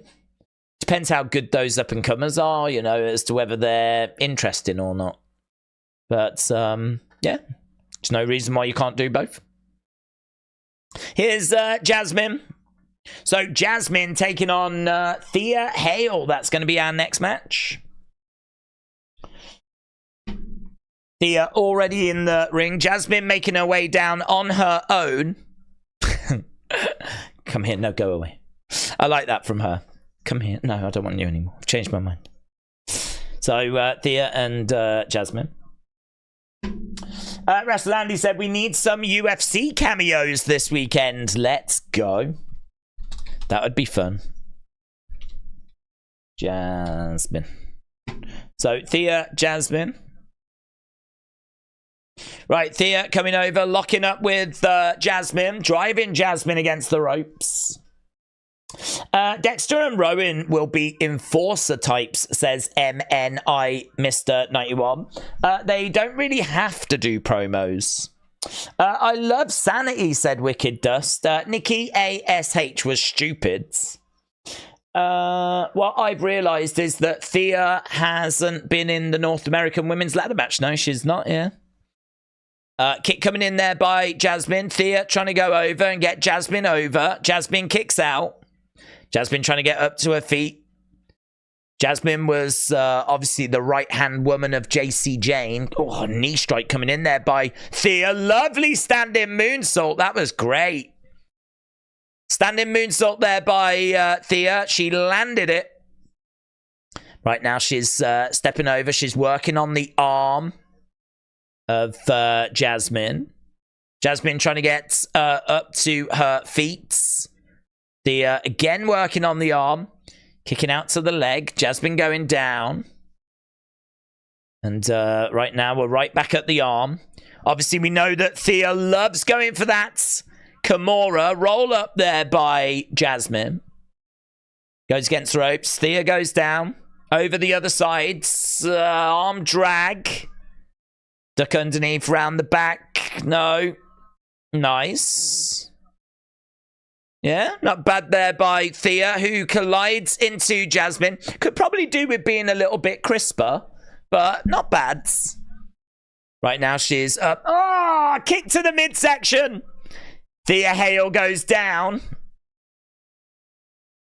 Right now we got Jazmyn against the ropes. Oh, big kick coming in there by Jazmyn. Thea Hail down. Jazmyn in control at the moment. She grabs her, tries to drag her over to the corner, but Thea Hail goes into that top turnbuckle. You can just tell that it's a little off in certain places. There's a couple of moments in here that are good. Thea Hail again slumping down as Jazmyn is all over her. Working on the arm. Is it me, or is there a lot of women's matches tonight, says Nick. I just think they've got a big women's division now. Like, they seem to be bringing in as many women as they are guys. So, I know that Stephanie's dream was to always try and get the roster to like a 50-50 position. And I think they're kind of on their path to that. Because there is a lot of women in NXT. Stomping on the arm. And again. There's some decent women's matches. Appreciating the women's stars more, says tag teamers. Formerly known as tag teamers. Let's go, Thea, said Dro. Come on, Thea, says Hayden. I am your father, said I didn't even know that Battlegrounds was this week. Oh, here we go. So they've changed their mind. Duke Hudson and Riley Osborne have come down to ringsides. They want to be there for Thea, but they don't want to hang around with Ridge. Net breaker there by Thea. Thea back in control. It's going to go wrong, isn't it? It's going to go wrong.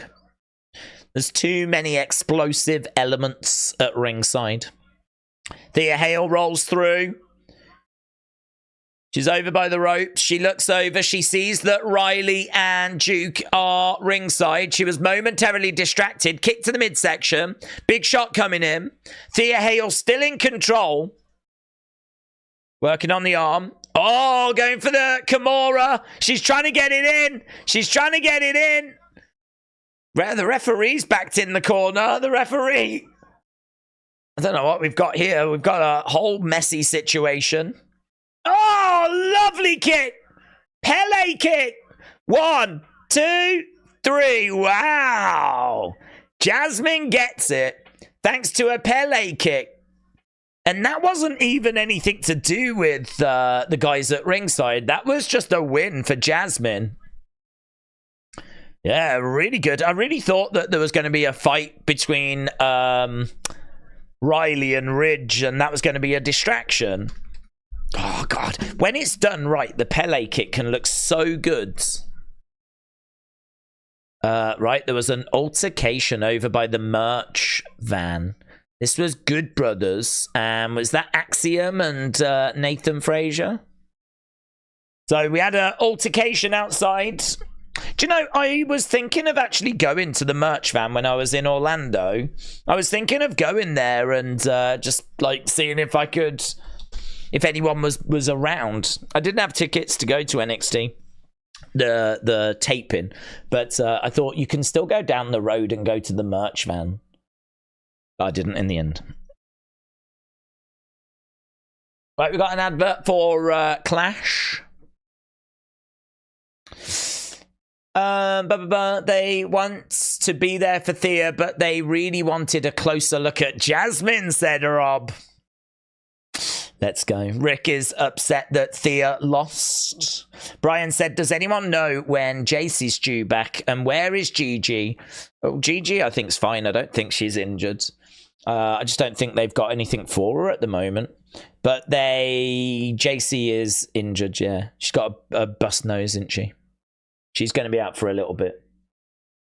Oh, hello, we got a Damian Priest documentary.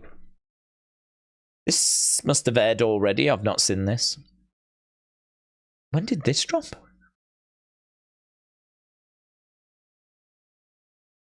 I've not seen a Damian Priest documentary. So some old pictures of him when he was fat and him when he was in a band.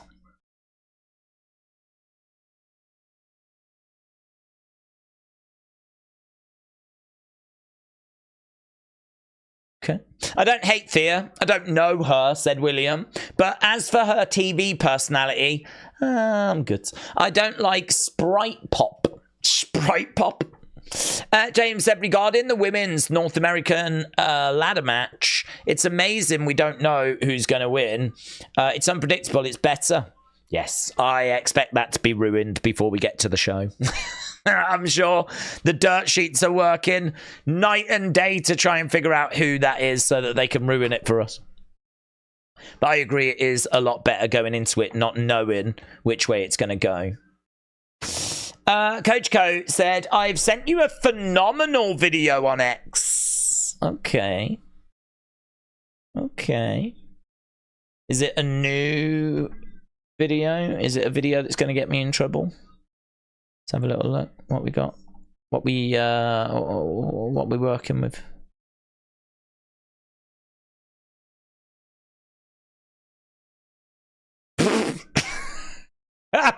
It's phenomenal.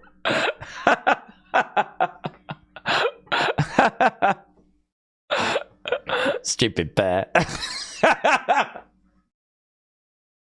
Go on, mate. Oh god, he had such a good time there, didn't he?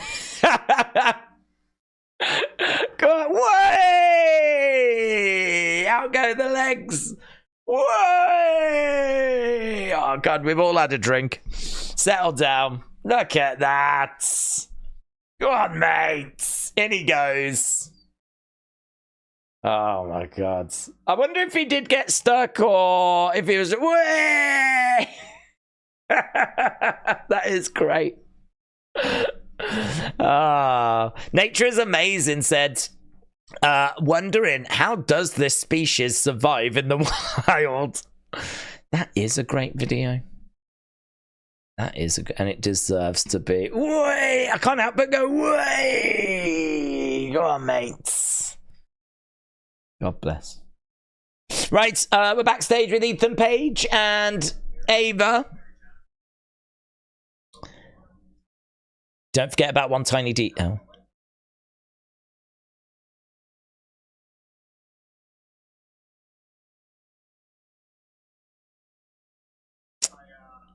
In Mr. Stone.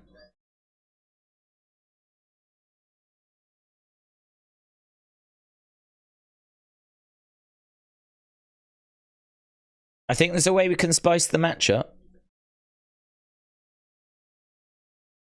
Ethan Page is a nightmare. He's got a list of demands, apparently.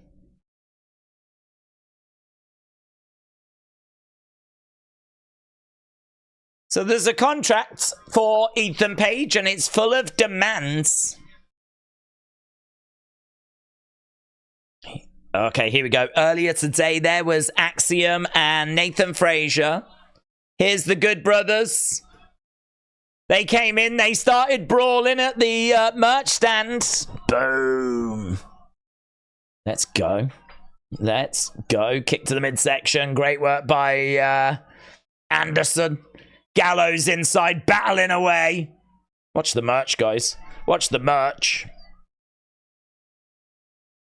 Axiom getting thrown to the outsides. I just love looking at the merch, to be honest. Signed pictures you can get, t-shirts, NXT Championship belts. Axiom down, Nathan Frazier down. Mr. Stone, Robbie has changed so much, said Rickshaw.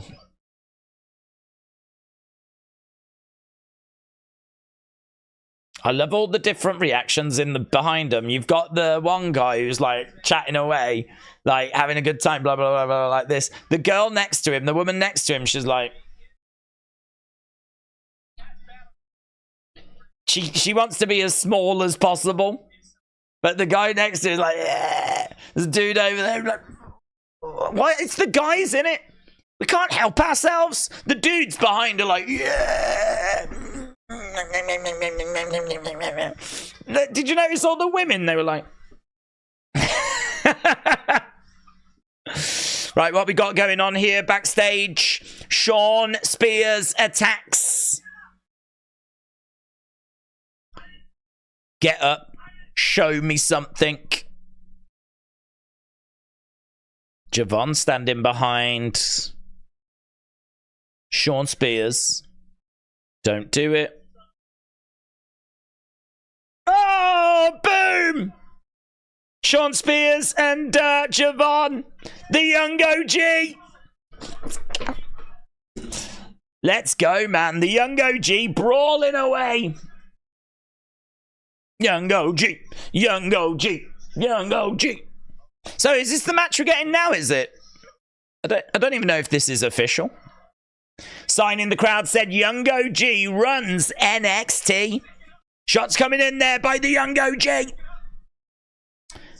Shawn Spears gets out the ring. Oh, man. Great suicide dive. Yeah, man. Yeah, man. Ah, into the ring steps. Young OG goes down. So much excitement around this young man.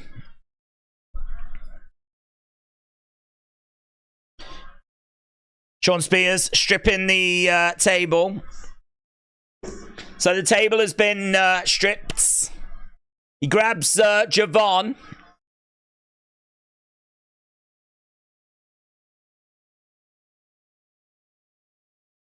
Double underhooks. Oh, big back body drop. Oh, Shawn Spears goes crashing onto the top of the commentary table. Young OG, it's not a match. They're brawling on the outside. We've had loads of officials come out trying to separate these two. Young OG springboards. Oh! Into a cutter. Huge. Huge. Jesus. He flew. He flipping flew. Normally, if you do a cutter like that, springboards into a stunner, you're, look at this. Look at the height. Look at the distance. It's insane. He's insane. He's too good. He's too good. He's going to ruin wrestling. No one's going to be able to ever follow him. Is that Sarah Schreiber? Here's the family.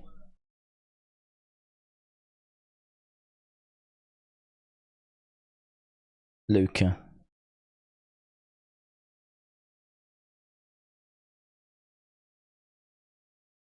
Okay, don't know where this is going, but interesting. Young OG, young OG, young OG. Right. Do we think Howdy could glitch the SmackDown post-show? He could do. Yep, could do. That man flew. Said Cat, it was amazing.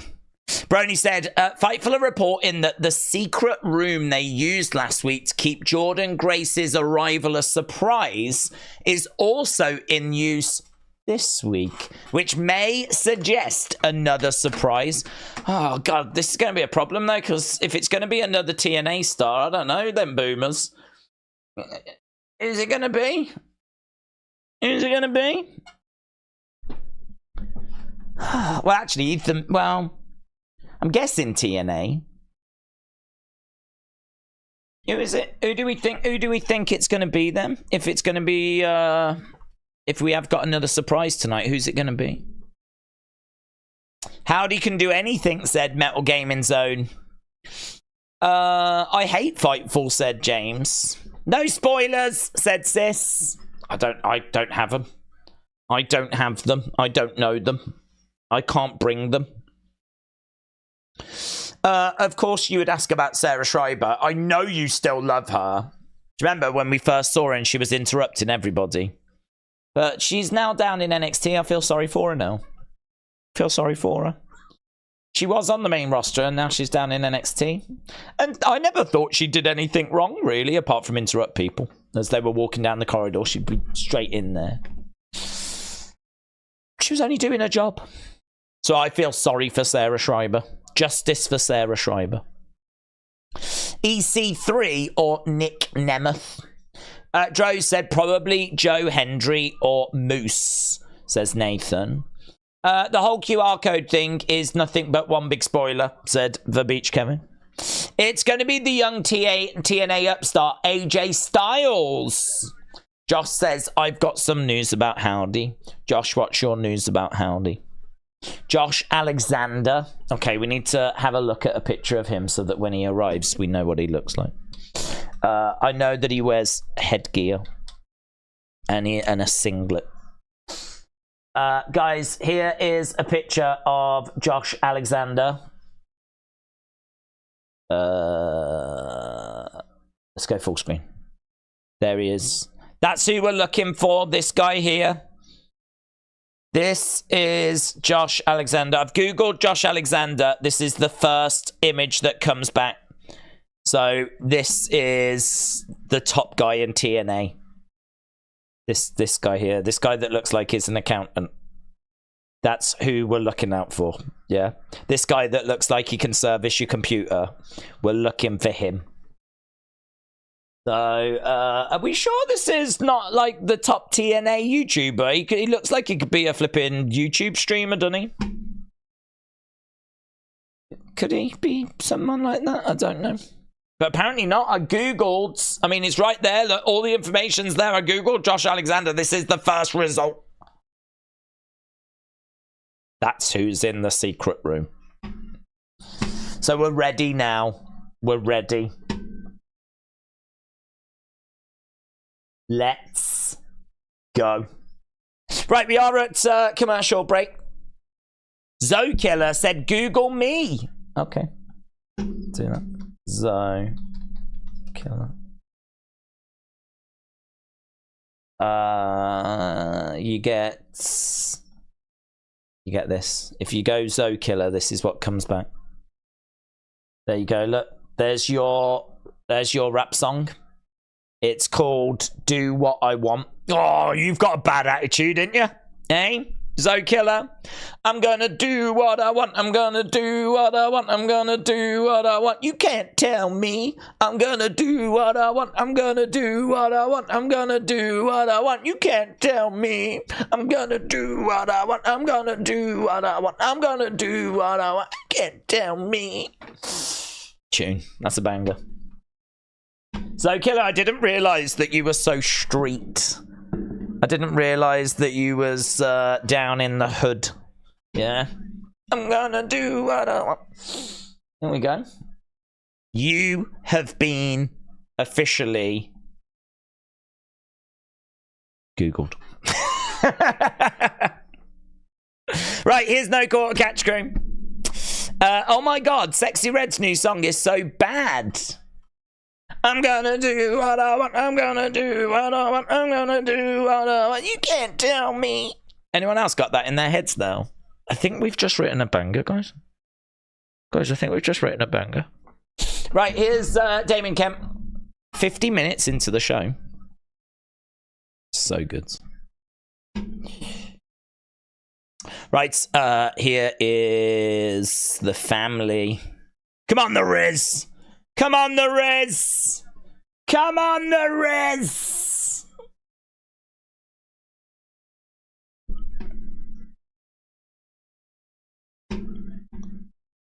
Oh, the Riz is in a lovely skirt today. Looking classy as always.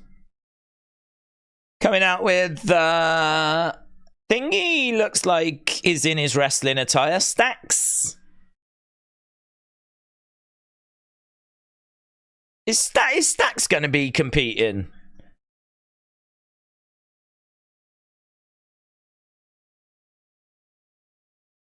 Okay, they're getting in the ring. Who's actually competing here?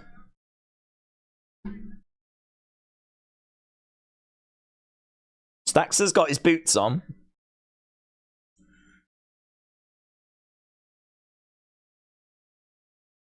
Heritage Cup Championship. Friend of the channel, Luca Crucifino.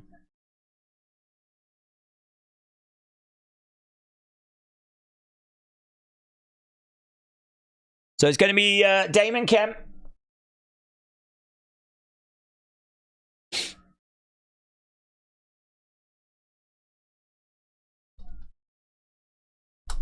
Damon Kemp. I don't know how you spell it, actually.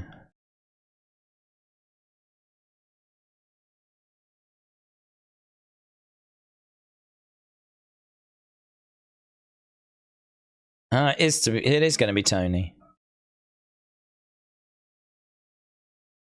Okay. Damon Kemp has got a shiny head. Okay, well, it looks like it is Tony then.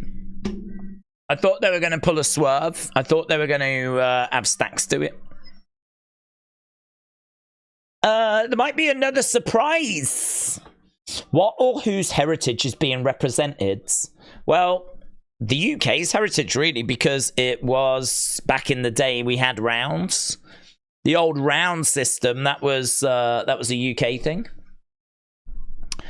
So it's the UK Heritage Cup, really, but Tony's won it, and he now calls it the Italian Heritage Cup. So Damon Kemp against Tony D'Angelo for the Heritage Cup. This match is going to take us, I'm guessing, from hour 1 into hour 2. Roll up there by Damon.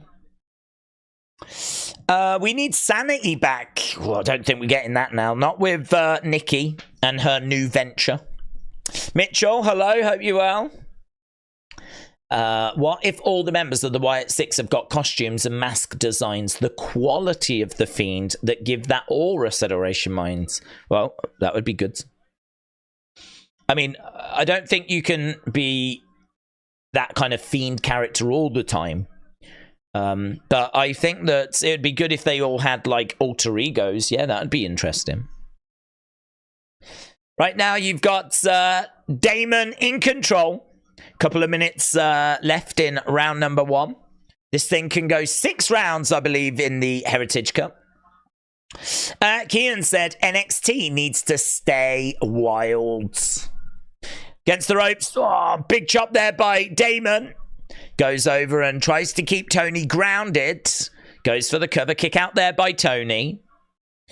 There's a crowd are getting behind this, you know.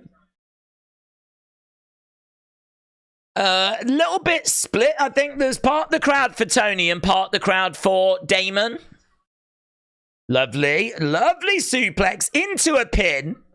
Oh, Tony gets it in the first round. So Tony manages to secure, like, the first pin in that first round. Wow. It's quick, innit?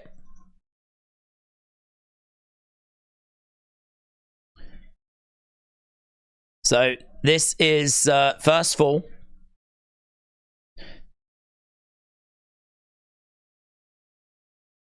Yeah, Booker said, I didn't see that coming. Someone in the crowd has got, like, round signs. So they just held up a sign that says round 2.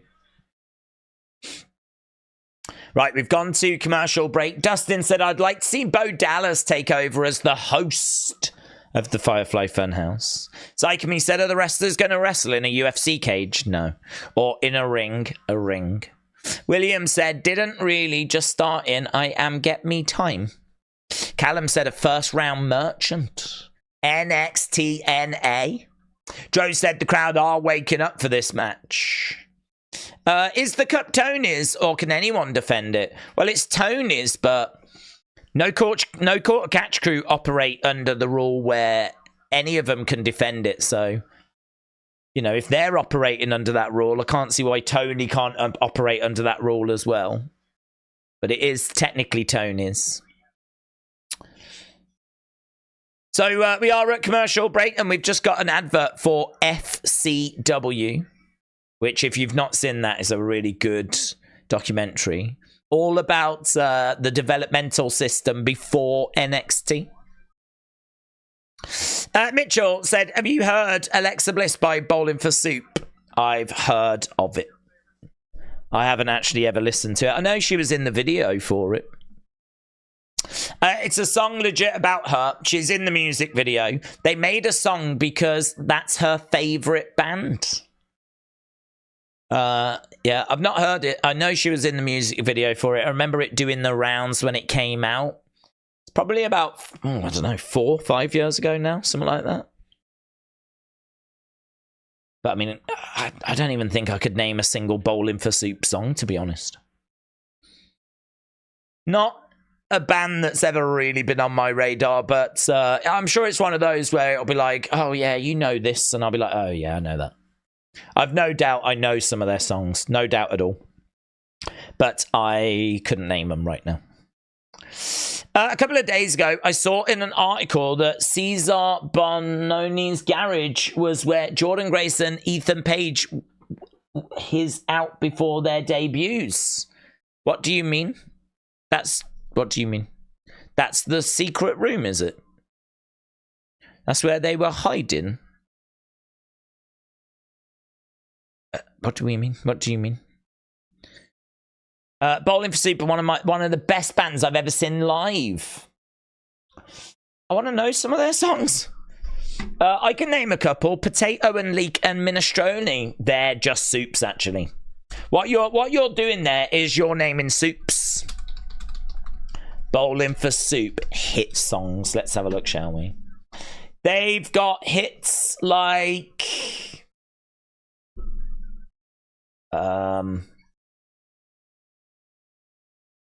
Girl or the Bad Guy Wants, or whatever.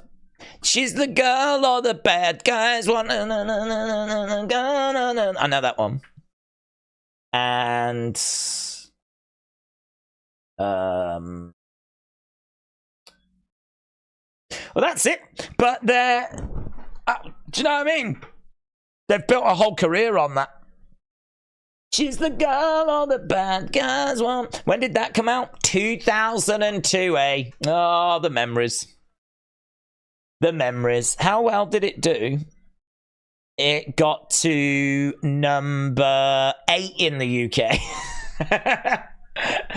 And it got to number 64 in the US. That song was big, though. I'd have thought it would have done better than that. I'd have thought it would have done way better than that. It did go platinum. In the United Kingdom, it sold over 600,000, but it only got to number 8. It must be one of those that just hung around in the charts for ages. It must have been one of those. To the girl on the bad guys want. There we go. And all their other hits, like Alexa Bliss. Nice suplex there by Damon Kemp. They did a Disney show called Phineas and Ferb Song. Josh, thank you. I think they're mostly famous for the song 1985. 1985. It's the year after 1984. It's not quite 1986, but it is 1985. 85, 85, yeah! 1985, whoa! It's the year after 1984. Ow! It's not quite 1986, 86, 86. Oh.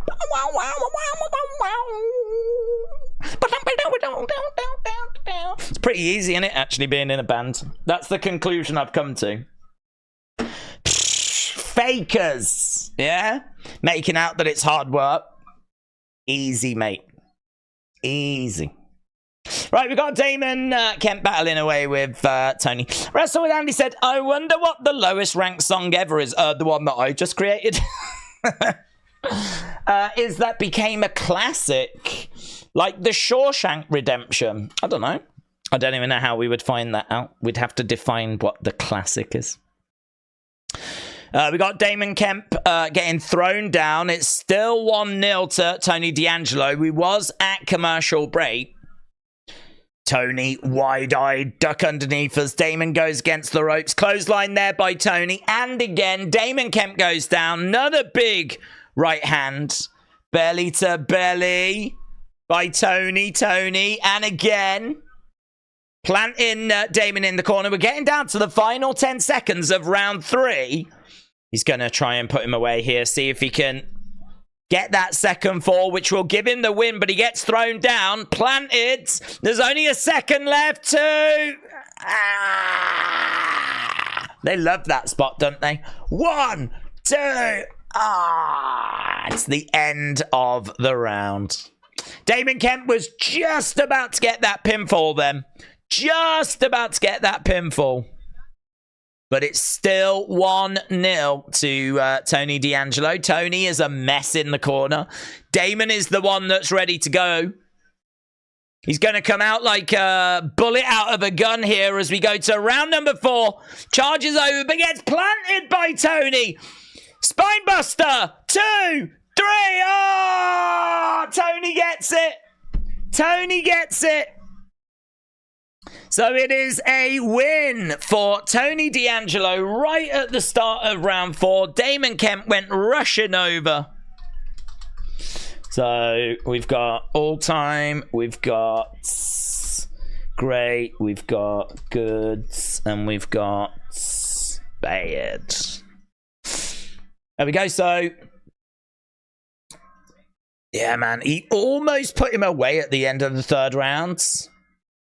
Look at the Riz in the background. She was so worried. God bless that girl. God bless that girl. Boom. I'm super excited about TNA and WWE, said Nathan, working together, and Star Wars. It's an epic night. Oh, is that tonight? The new martial arts one. That looked quite good. We saw that trailer during UFC. Okay, we're backstage with Kelly Kincaid. Here's Ava. He wants to sign his contract in the ring.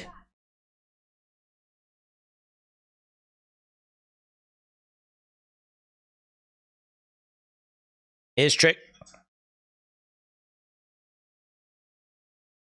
Whatever Ethan Page wants, give it to him. He's got to be out of his mind to think he can come here and jump me.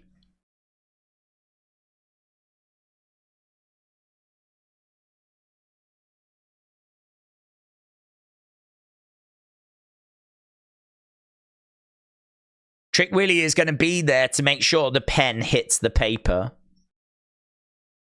Oh, just getting a phone call from Sexy Reds. Jordynne Grace. Meechin.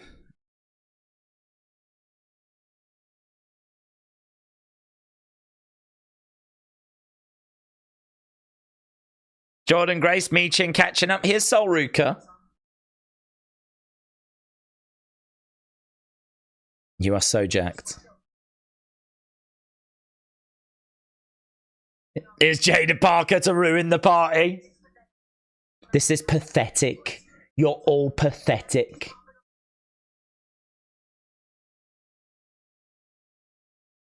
You gotta take care of that, says Jordan. Here's Ariana Grace. Do we know each other? We've got the same last name, but we're not related.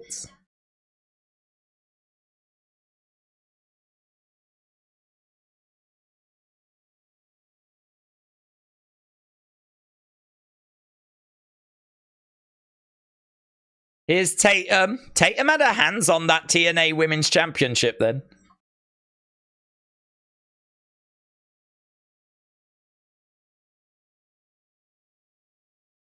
Not as important as my crown. It's a pretty fun backstage segment, this. We got a lot of interactions. Tatum's got a... Oh, Tatum's got her eye on that TNA Championship.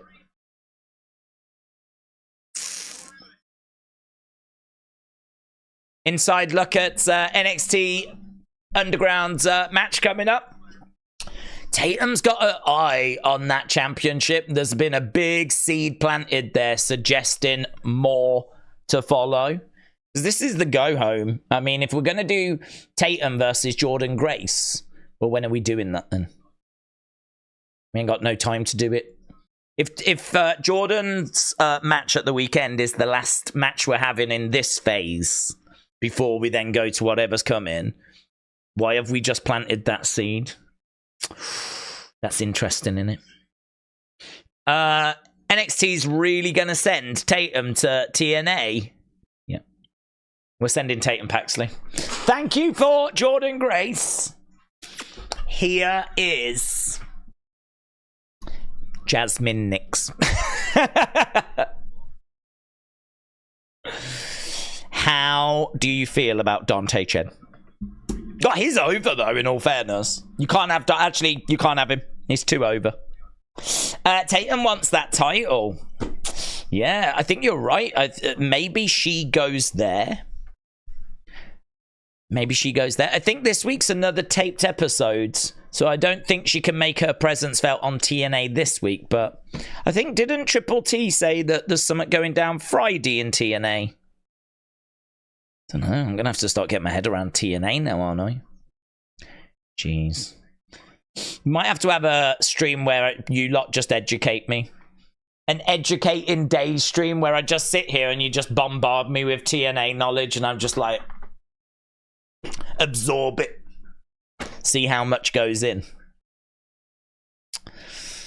That was good. That was interesting. Jordan got an open contract for Against All Odds. When is that show, please, James? Could it be Tatum? Could be Tatum. She was very interested in that then, wasn't she? I've got a question. Will you stream Vice TV's new 4-part series in Seeing Who Destroyed WCW? It premieres tonight after NXT. No. We don't have that, do we? I am not watching NXT on the same channel as you. I'm watching it on the WWE network. So I am not watching it. I don't have our Vice is different to your Vice. Plus also, I think programs where you have to sit and listen, they don't make for the best streams, do they? They don't make for the best streams. Will you let them use your study to teach you about TNA? Sure. I'm happy for the study to be rented out. I would want some form of compensation, though. That study, as you lot know, it means a lot to me. It means a lot. I've got so many memories in that study. We've done so much since that study came into our lives about 2 days ago. So I don't know that I can give it away for free. But I'm willing to negotiate. Nathan said, I can do that. I've been watching TNA for 20 years, says Nathan. Nathan has been there through the highs and the lows. And he's ready to share that knowledge. Well, let's not do it just yet. Let's see if this is going to be a long-term thing, which it looks like it is. Right, we are at commercial break. Al said, I've been inviting for weeks now to join us. Join us. On Thursday night, said Al. Thank you, Al, but that's the night I go and play bingo. Daze, are you scared to watch Who Killed WCW? Jay, yes, I am. I'm pleased that you have took that from this conversation. It is fear. Because I'm worried that they'll blame me, to be honest. because I didn't watch back in the day. And if I had watched, maybe they'd still be around. So there is a concern that they're going to point the finger in this direction. Do we agree that Joe Hendry should be in WWE, says Minty? No. I think there might be an argument that the Joe Hendry movement might be the single most annoying thing in wrestling right now. The amount of people that tag me with just the word Joe Hendry, as if that's going to get any reaction out of me other than, oh my God, this is annoying. I don't have that emotional connection because I don't watch him. Like, he means nothing to me. So people go in, Joe Hendry, oh, do you think Joe Hendry? No one cares about Joe Hendry. Like, TNA fans and Joe Hendry fans care, but the rest of the world, he doesn't mean anything. So if he comes into WWE, cool. There's going to be a lot of excitement, but it ain't going to be coming from me because I don't know who this boomer is. And I know that he's trying to like push himself with that song and everything. And I don't know.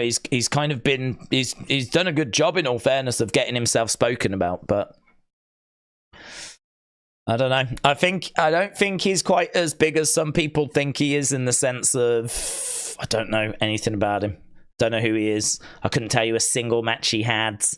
I haven't heard the song.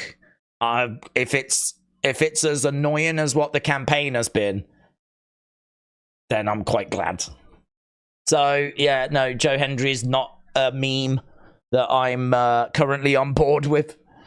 But I'm sure he's fine. I'm sure he's good. I'm sure he's paid his dues, and I'm sure he's built up his fan base. But I'm an E-drone, yeah? This is an E-drone channel. Until he comes into WWE, he's dead to me. He's dead. Just like Jordynne Grace. I said I liked her. I didn't really. I only liked her the second she showed up. Just like Ethan Page, don't know who he is. But now he's here, I'll watch him. So Joe Hendry, annoying. But if he does come into WWE, I'll probably buy the song. That's how it works when you're an E-drone. Anime Fiend says, all you've got to do is believe. Right, we are looking at the moment at this Lola Vice Shayna Baszler builds. Obviously, we're building towards this NXT Underground. Oh, man, do you remember that video package? I forgot about that. They did this killer video package for Shayna Baszler where they had her like throwing a knee and you could see it cracking a jaw and throwing a punch and you could see it like breaking an arm. That was great, that was. That was a good few years ago now, but that was a great video package.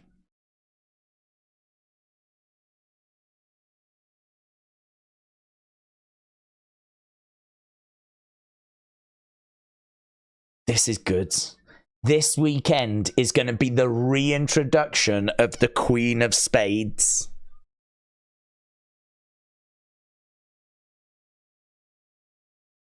Yeah, this is good. They do these video packages so well. Roxanne Modafferi, no! Josh Barnett. Oh my God, we just saw the Happy Warrior. Roxanne Modafferi, Hannah Goldie.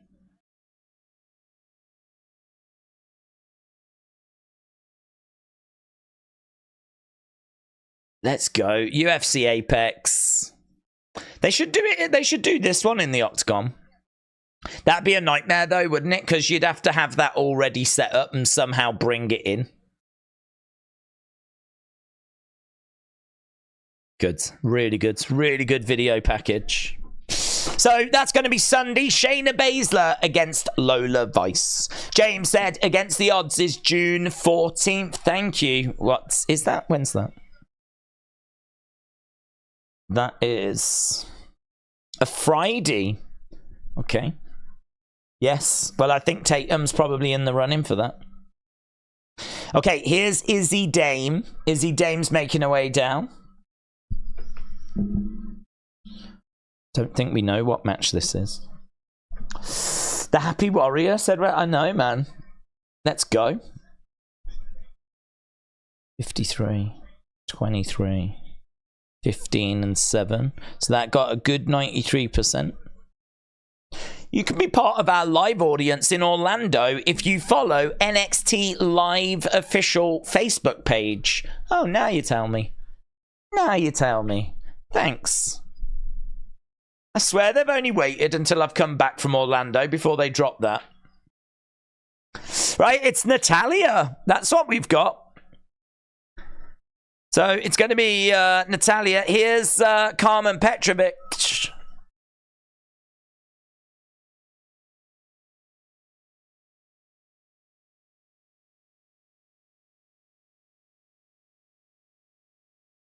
Right, Carmen was going to be in this match, but she got injured over the weekend at a live event. So, unfortunately, that means that Natalya puts her shades on Booker, gives him a kiss on the head. So, Natalya against Izzy Dame. That's going to be our next match. We've got about 43 minutes left to go. Let's go. The boat. Jordan said, I've sent a tweet over. Thank you, Jordan. Brooks Jensen just invaded NXT during the commercial break.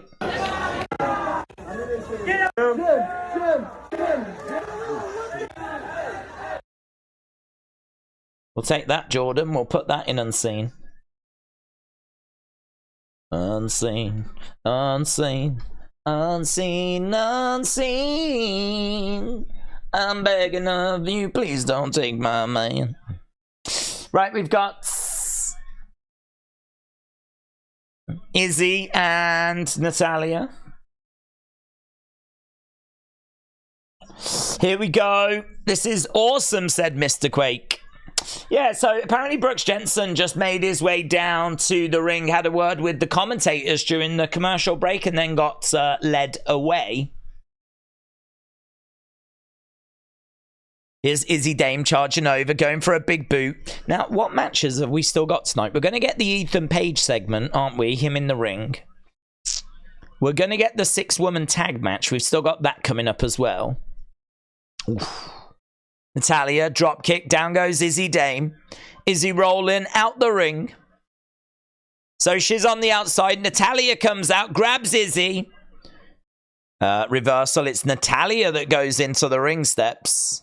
So Natalya's down. I've seen a lot of Lola Vice's MMA fights, and it was very good that she left to join NXT. She was absolutely effing horrible. Let's go. Yes. Where the best wrestle. So Natalya on the shoulder of Izzy Dame. Do we think NXT is too women heavy, said Big Time Baxter. It feels like I'm watching a show that's 80% women and 20% men. Don't think it matters as long as it's good. As long as it is good, it's fine by me. Nice stretch being applied here by Izzy Dame. Reckoning was on NXT. The prophecy was right, says Alex. Look at this. The stretch applied, but quick elbows by Natalya. She takes Izzy over. Kick to the midsection there by Izzy. Izzy has got Natalya in the middle of the ring. Picks her up. And over she goes. Izzy Dame could really get somewhere because she's tall. Oh. 1, 2. I was going to say she's tall. She's got a good look. She's got not a bad size to her as well. But I think she's still a bit green, and she is. But she doesn't know. She's doing all right here with Natalya. 1. Just a 1 count. She's on top. Oh, armbar. She's trying for the armbar, Natalya. Natalya has got Izzy down. The shoulders down. The ref probably could have counted there. 1, 2. That shoulder's up. Izzy picking up Natalya. She's going to try and powerbomb her or no. Drive her into the corner. I don't have a problem with it, but I do like having balance. Too many segments with women bickering is like schoolgirls. Well, I don't know that the matches are the same as women bickering. I don't know that we've had lots of... I mean, there's been lots of women, but I don't think that that translates to women bickering. Like, there's been no bickering here. I think as long as it's good, I don't care if it's men or if it's women. So it doesn't bother me. Step through there by Natalia. Roll through. Why does Izzy look like a blonde Tamina? Oh, she got it. Natalia got it. Natalia with the win. Right, match. Score. Let's get people's score.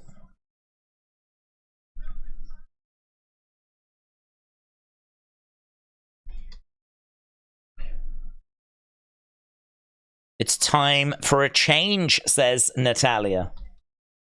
Okay, here's Axiom. And Nathan Frazier.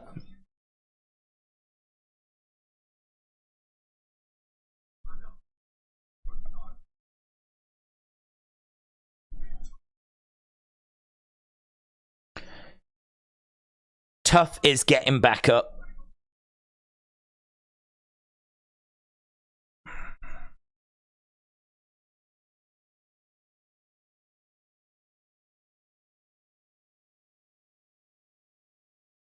Gallows Anderson, we will see you on Sunday. So the tag champs getting ready for their match this weekend. Right, we've got another match here now. So this is going to be Tyreek and Tyson. Do you know what? I was at the... I think I've told this story before. But just before I went to the NXT house show that I went to, right? So I went to an NXT house show about a month ago, yeah, probably just a bit over. And I saw on my Twitter account, Dave Meltzer said, if anyone's going to the house show tonight, feel free to send over thoughts and results to my email. And I was like, that's kind of fun because I'm going and there's only a couple of hundred people that are going. So that's kind of fun. I might do that. I might email Dave. Might drop Dave. Hey, Dave. Wrestling Daze here. Just got some results for you, mate. If you want to put these in the Observer, I don't know, it's up to you. So like, that's pretty fun. So I thought, I'll tell you what I'll do. I don't know if I'll do it or not, but I will record. I had my phone. I was like, I will record the results. So I was sat there and literally the first two people out were them two. Never heard of them before, never seen them before. They said their name once, right? So I'm sat there with my phone ready to like, yeah, I might send this over to Dave. And they were like, right, introducing our first match. It's going to be in the tag division. Introducing Tyreek and Tyson. And like they came out and I was like, what was Tyson? Was one Tyson? What was the surnames? And literally from the very first people that came out, I was like, oh my, forget this. Forget this. I don't know who these boomers are. So they came, I can't even remember who they were facing, but they came out. They took on a couple of names that I knew. It might have been Gallus, right? Because Gallus were on the cards. But literally the first match was Tyson and Tyreek. And I was like, who are these? Never heard of these. I was like, oh, Dave, I'm sorry. You can't have the email anymore because I don't know who these boomers are. And I can't remember. And who am I meant to ask? Excuse me. Who are these? Who are these two? Who are these? One's called Tyson. I've never heard of him. So it just threw it all out. Days, aren't Florida NXT shows a great show in an environment? Oh, they're brilliant. There's only a couple of hundred people there, but they make noise. Do you know, God, who was? I think it was Gallus again, right? They were really good in the kind of heel role. And then you had these, there was like an older woman. She looked like she was in her late 40s, 50s, and her husband's. And I think their son, who looked like he was in their 30s, they were stood up at the back, like, throwing all this abuse. The wrestlers were giving them abuse. They were throwing it back. Gallus were like, sit down, shut up. and like this, and they were like going off over there. You're sat in the crowd going, this ain't that serious, man. This is just an NXT house show. But you got these people going off at the back at the wrestlers. The wrestlers were giving it back. You had the kids in the front row with their signs, taking signs to an NXT house show. And they had their signs. There was one that had a sign for the Riz, right? Which I should have done. But they had a sign for the Riz. The Riz never actually went round to them. But I think Tony or Stax called her over, and she ended up going round and posing for a picture with this kid who had a sign for the Riz. I was always like, "Can I borrow your sign? Get over here, would you?" Whoa. So yeah, you got kids with signs, you got people throwing abuse, crowd will chant away as well. It was so good. So good. I've said it before. I'll say it till I'm blue in the face. If you get a chance to go to an NXT house show, you absolutely should do it. Main event was Sean Spears against Trick Williams. Right here, talking of Gallus, here they are.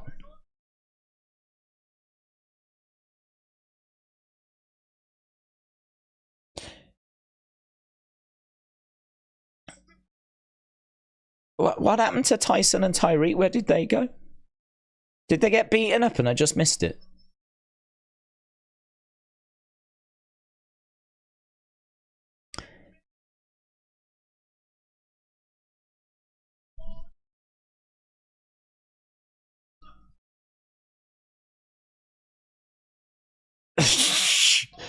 Joe Coffey just twerked. That wasn't on my bingo card for tonight. Joe Coffey twerking.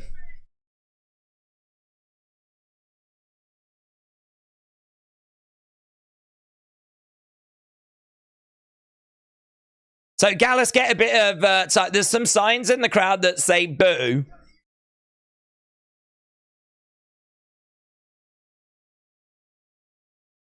We're not here for online clout.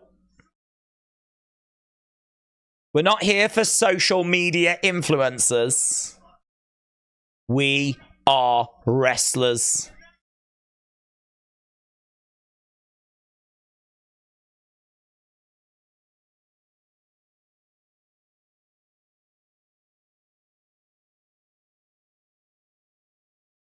They're nothing but wee boys.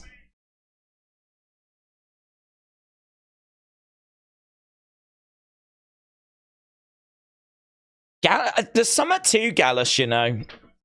There's something to Gallus. They are entertaining. It's a shame they're not at Clash on like the pre-show. Could have had Gallus against someone.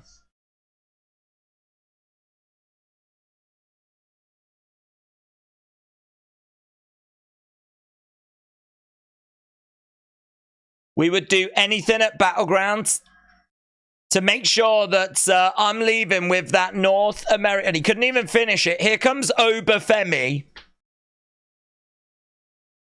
Look at the size of this guy, man. Look at the size of this guy. Gallus sucks chance.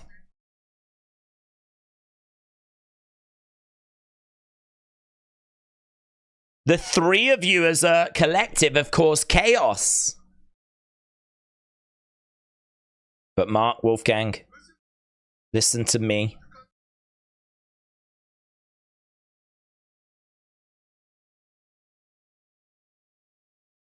You can try and aid Brother Joe, but the outcome will remain the same. Guys, where did Tyson and Tyreek go? I really did miss that. Here's Wesley in the crowds. NXT's version of Jey Uso. Yeet! Perhaps he could be wheat. Wheat! Oh, well, he was talking away and Gallus are like, yeah, whatever, boomer. So they've just started beating up on Obafemi. Oh, we've got a big brawl. We've got a big beat down. Where did Tyson and Tyreek go? Obafemi needs help. Okay, does no one know where they went? Where did they go? Because I'm being honest now, I missed it. They disappeared. Howdy has taken them, said Chris. Clothesline there by Joe. Gallus mugging Wes. Amazingly, Obafemi is down. Knee to the side of the head. Wes gets planted. Let's go. Let's go. Wheat versus Yeet, said Boomers. Wheat. Gallus took them out during the commercial break, said John. Oh, did they? Thank you. Oh, well, there we go. We're not getting that match anymore then. So coming up next, it's going to be Kalani, it's going to be Lash, it's going to be Fallon taking on Michin, Sol Ruka, and Jada Parker? How did those teams get together? They probably got cut for time, said Sis. What if Trey Miguel, Zachary Wentz show up at Battleground and they help Wes win the North American Championship, says Jim. Isn't he like a Nazi? I don't know if I don't think we're allowed to have them in NXT. So I don't think that's the right way forward. They showed a clip after the break. They did get attacked by Gallus, said Josh. Thank you, Josh. WrestleLandy said, can't believe we've got twerking Joe Coffey before GTA 6. Well, hopefully he's in GTA 6. Hopefully there's a mission where you have to go and approach twerking Joe Coffey. That would be that would be good. Those teams have got me stone spiced up ones. It's just a bit messed up, isn't it, really? So 6-woman tag match coming up, but we're saving that contract signing for the end, so that's interesting. 6-woman tag match. Did we see Brooke Jensen during the commercial break? We did. Wicked Dust said the North American title needs to be taken from Oba immediately. He's done nothing for the title. In this instance, the title is making the man. Big Time said, I thought Rascals were going to come out. Kian said Cody is going to retire AJ Styles. Rick said, I asked earlier about that. What does TNA get pressured to fire him? No, to be honest, I think that it was just a stupid thing that he did in regards to, you know, I've said before, when you're shaving, I mean, I've shaved before and you get that little bit that's left and you kind of go, oh my God, that looks like Hitler, right? And then you shave it off, right? What I've never felt the urge to do is to take a picture, put my hair over to the side and take a picture of that moment, right? Because it's that obviously then sort of looks like you idolize Hitler, right? It sort of looks like it's just a dumb thing to do, man. It's a real stupid thing to do. And I think he just did a stupid thing, right? Which, shock horror, men are capable of. Men are capable of stupid things, right? And so I think, personally, he just did a stupid thing. I don't think he is a fully signed up member of the neo-Nazi party, right? I would be shocked to find out that he shared those, he believed in that ideology. That would be a surprise to me. So I think it was just a stupid thing. So I think with WWE, that was probably the straw that broke the camel's back, because also at the time, wasn't there like rumors that he'd been like assaulting his wife and stuff? So I think there was already that, which obviously made people uncomfortable. And then this picture came out and he was like, I think we need to part ways. But I think, you know, with TNA, they've looked at it and gone, right, you're an idiot. You shouldn't have done that. And then they've looked at it, and I think the whole wife stuff, you know, I don't know what came of that, but there was people that were offering alternative viewpoints, shall we say. People questioning the legitimacy. So I feel like he's just landed in TNA. But I don't know where that leaves him with WWE, to be honest. I don't know what the situation is there. I mean, they may turn around and go, nah, we're not interested. I don't know. I genuinely don't know. Or they might just be like, you know, it was in the past. It was in the past. He did something silly. We don't think the assault stuff was true. And so maybe they'd be a bit more open to working with him. Hard to know. Is Wendy Chu. I am not a fan of NXT, says Chris. You're probably on the wrong stream then. Coming next week. Yes! Right, here's Lexis King. James said, I find it funny how people online were begging WWE and Triple H to give Velveteen Dream another chance. But those same people are adamant that Tessa should rot. Okay.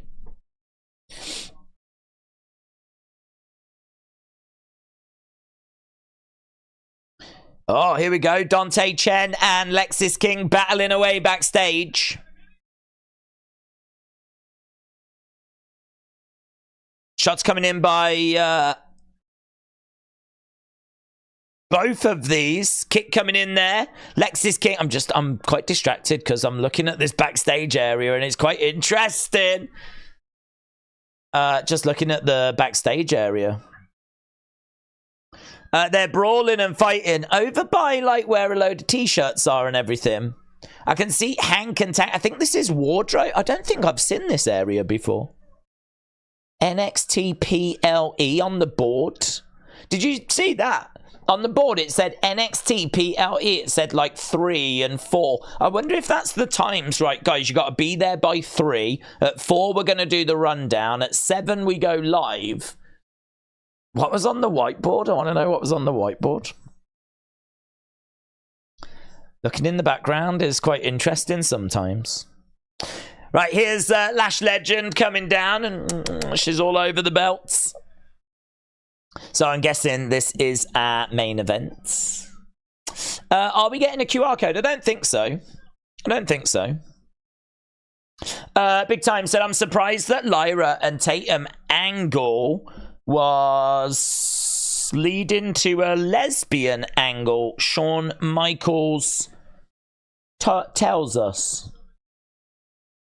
I couldn't see, it was blocked.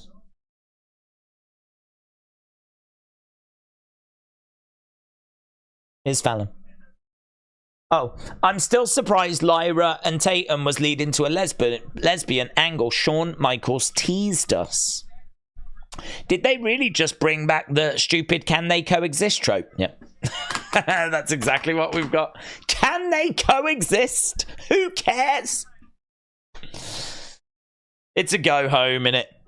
It's a go home. We're going home.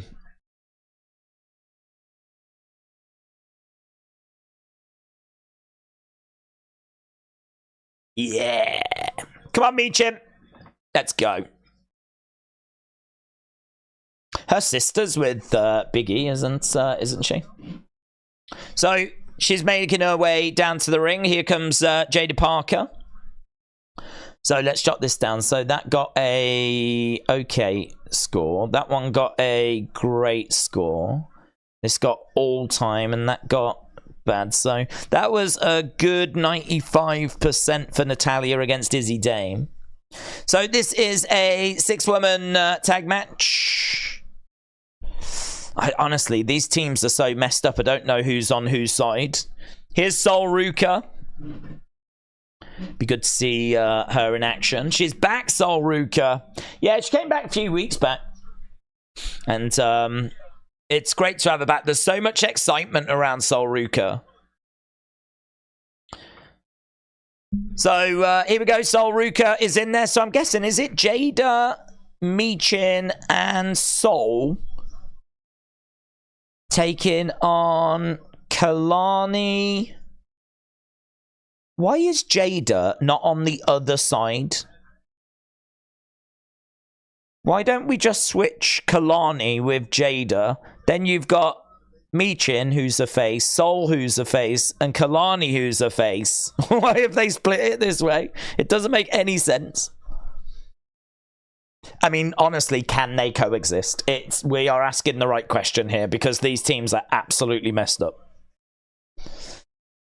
Against the ropes goes Kalani. She goes over the top of Sol Ruka. Round the houses. Soul flips over, lands in the corner. Fallon.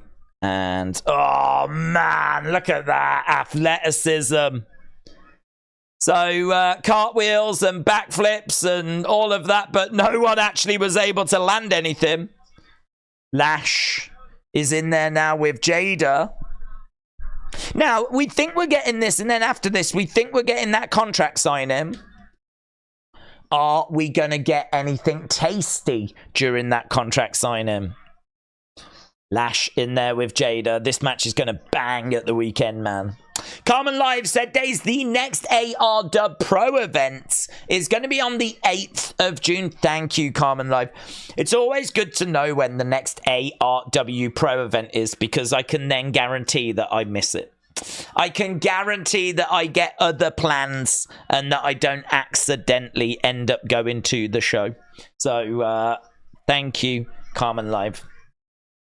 Carmen Live, I've heard that ARW Pro is rubbish. How do you feel about that? Is it true? Please respond.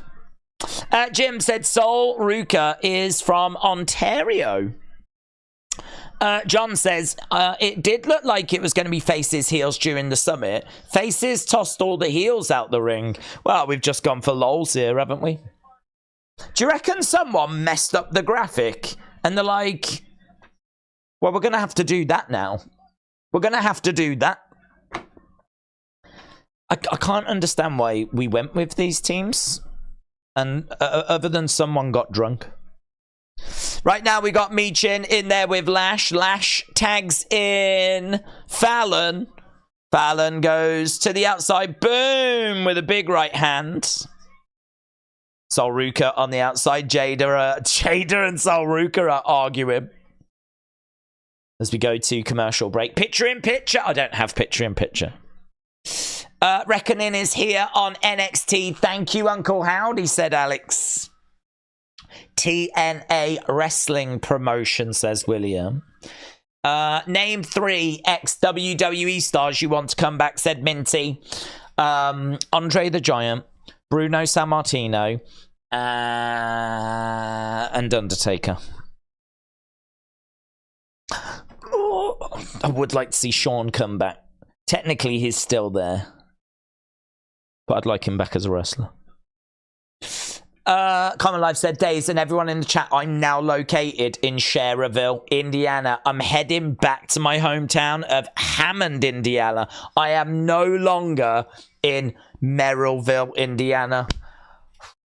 Carmen Live, thank you for the update. Carmen, how do you feel about the hatred that ARW Pro seems to be getting these days? It seems like there's a lot of anti-ARW Pro. And I don't know why.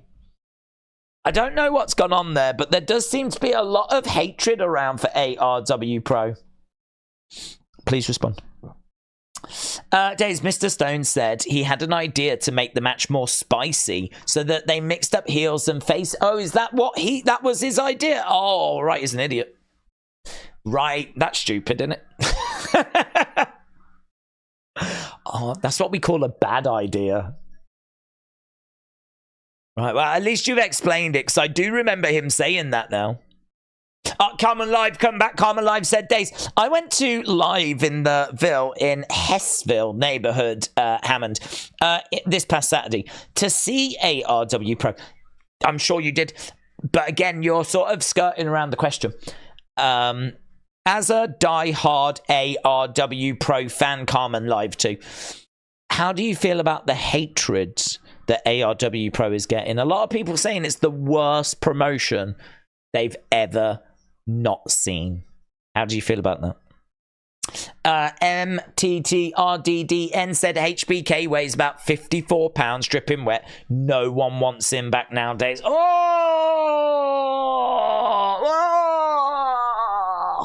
The shade! The shade! Michin trying to tag her way out. Can't wait for the Twerking Joe Coffee Fashionista Femi NXT Ultimate Edition. Let's go. Austin said ARW Pro deserves better. Oh my God, what if we all like become ARW Pro fans now?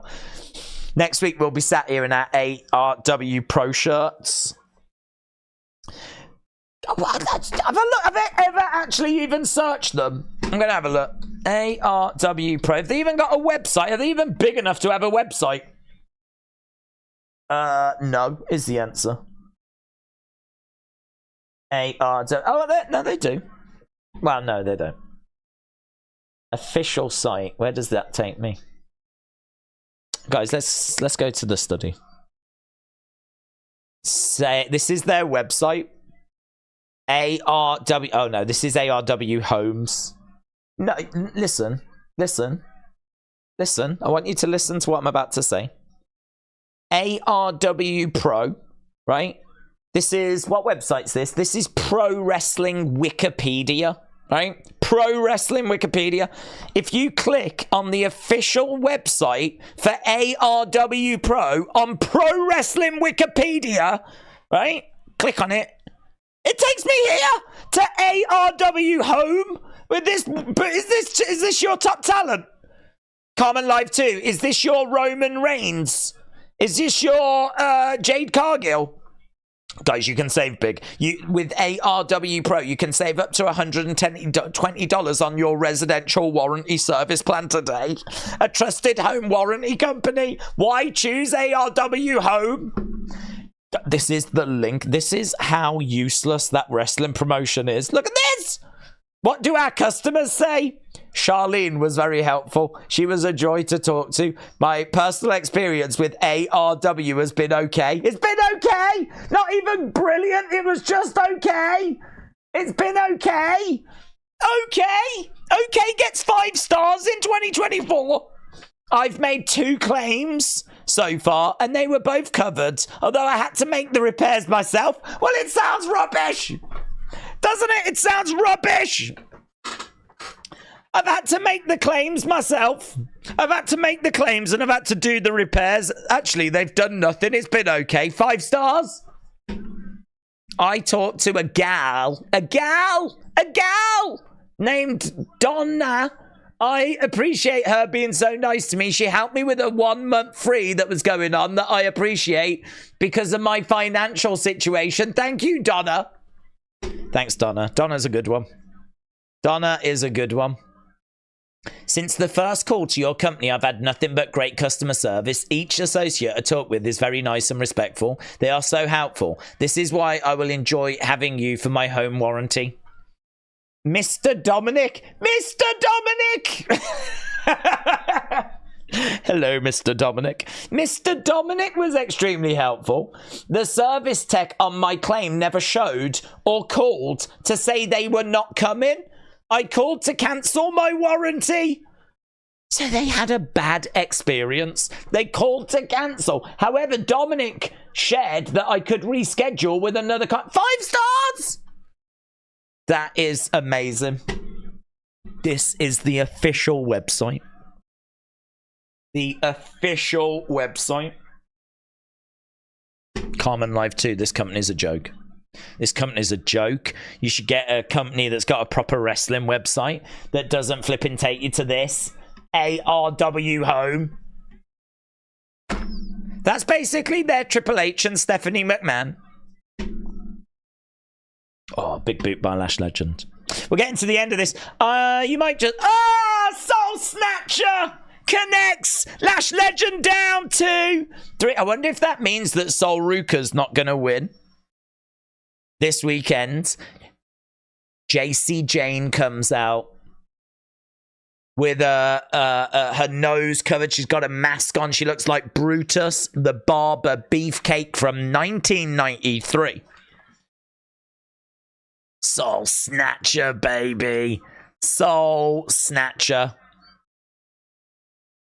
Lash Legend, deaded. Soul standing over that belt. I'm starting to think it won't be her because she's just won on the go home. I love Soul's finisher. Carmen Live said, Daze, ARW Pro is not the worst promotion. It's actually one of the best wrestling promotions in NW Indiana, followed by the other two companies I've seen from NW Indiana, like Backbreaker Wrestling and Fire Pro Wrestling. I heard they're rubbish as well. JP said AR where the best wrestle and insure. Right, Ethan Page making his way to the ring. Ethan Page, if there is another surprise that's going to go down tonight, it's going to have to go down next. Right.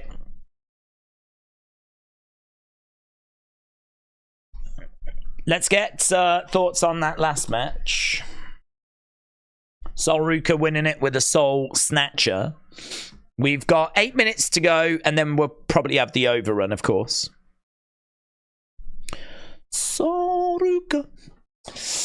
Ava, you have an office where you in the warehouse. JC is wearing a mask. That means she's going to be in the Wyatt 12. It's a Wyatt 12 now. AARP sponsors AR Dub. I'm gonna get guys. We need to get some serious AR Dub merch. That's right. You can keep your AR Dub Pro. I'm all about AR Dub Home. Yeah. AR Dub. AR Dub. AR Dub. AR Dub. Let's ensure. Let's ensure. Let's ensure. Protect yourself. Protect yourself. Protect yourself. Protect yourself. Yeah. Mr. Dominic. Mr. Dominic.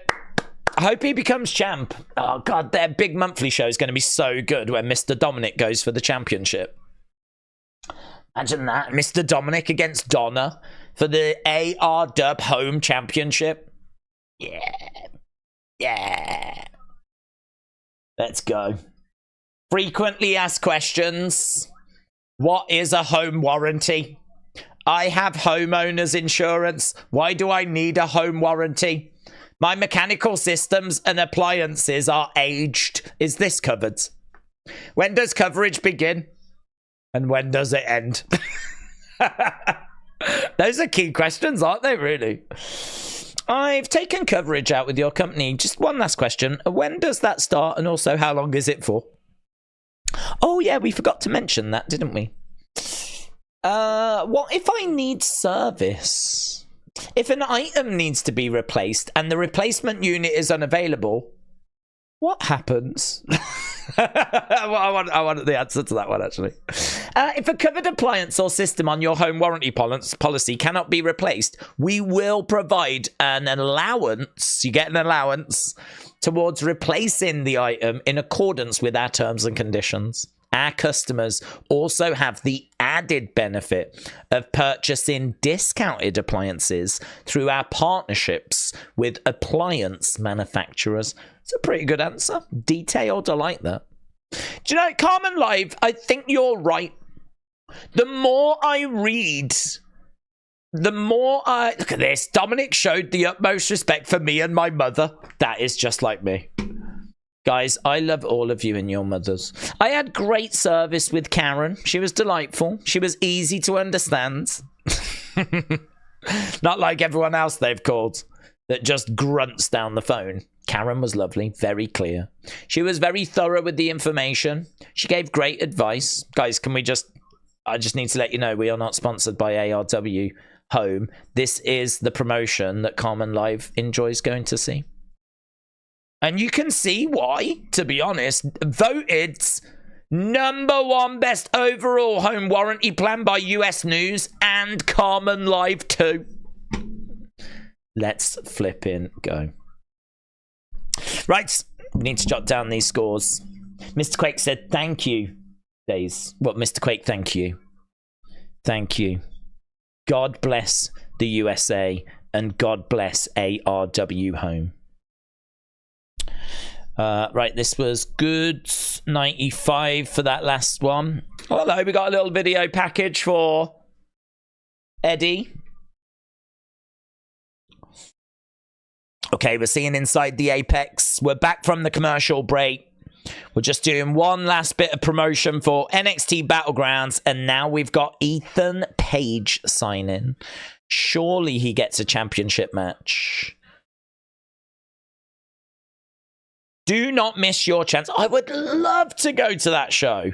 I would love to go to that show. Go into Las Vegas, being in the crowd for that. What a special show to be in the Apex, the UFC Apex. That would be awesome. Roxanne Perez, Jordynne Grace.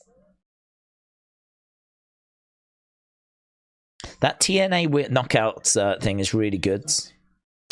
Joe said, I guess ARW Pros only got a Facebook page. And when did Dominic Mysterio start working in customer service? Well, he needs a bit of extra money because he's got to take 2 women on dates now.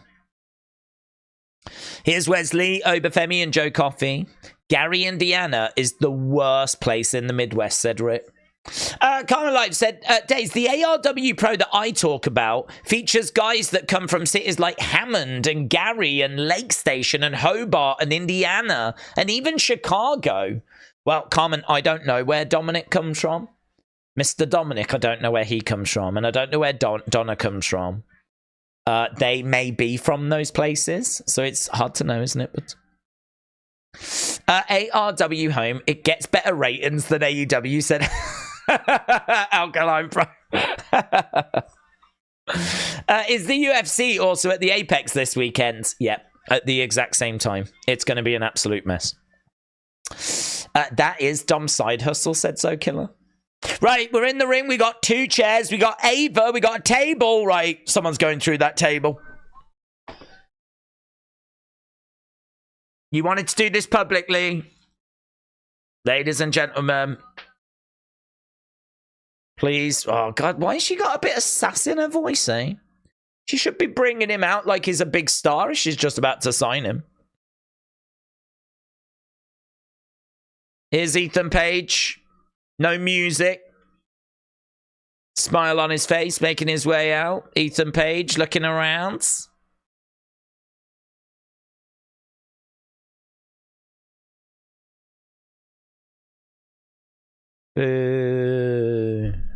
So Ethan Page walking out to the ring.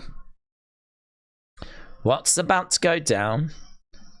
We're ready if it's going to be Josh Alexander. We know what we're looking for.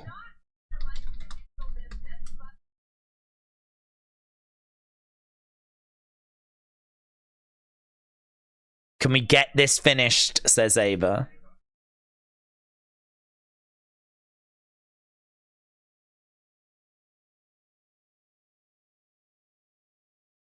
Did you get invited to sign a contract to join NXT? No. How about you shut up, says Ethan Page. We want Trick. We want Trick. We want Trick. We want Trick. We want Trick. We want Trick.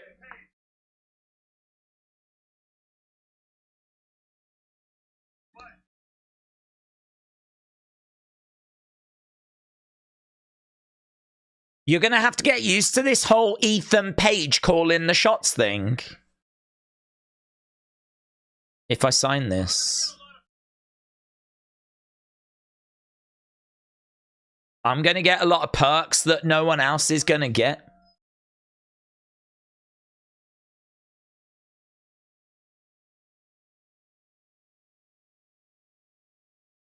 I've earned that. I'm tired of waiting. Now I'm going to take my opportunities.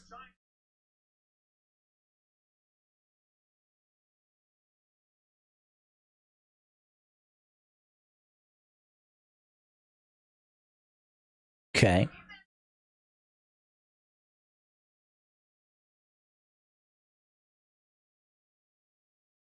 I'm not signing anyone with these demands, says Ava.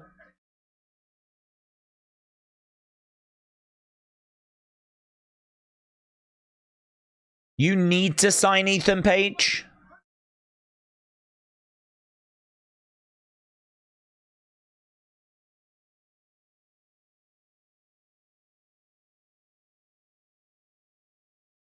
NXT lost, what, 8 of its top stars?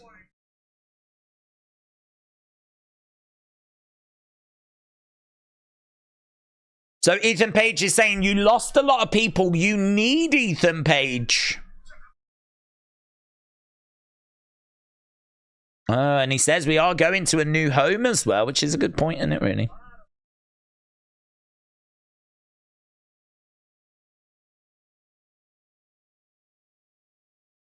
I could have sat at home and collected a check.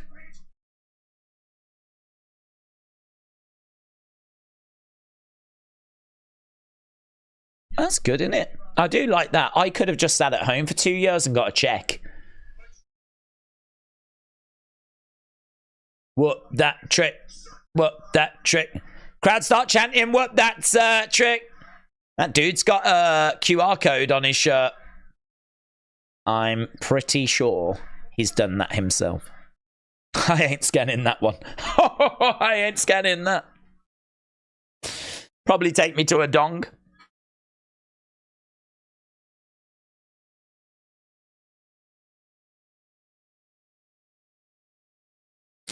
I haven't said anything that's an opinion. I'm only stating fact. Is this trick? Let's go. Let's go. This was the surprise. This was the surprise. Whoa, that trick. Yes. The best music. The biggest entrance.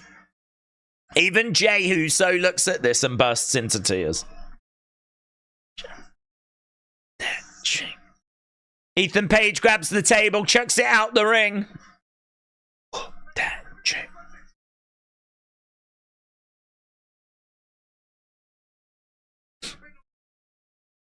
I've been around the block a few times, said Ethan.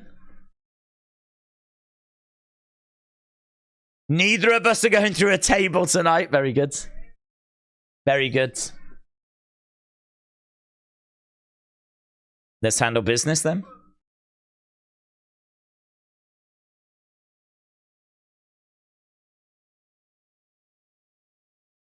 Please give Ethan Page whatever it is that he wants. Because Trick just wants to whoop Ethan Page's ass and the crowd respond. What's he asking for, though? What's he asking for?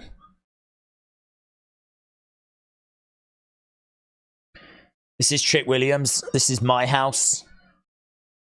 Channeling his inner Page. This crowd, they're good, aren't they?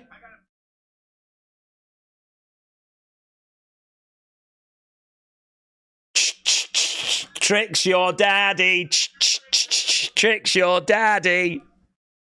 My daddy. Yeah, man. He's so over.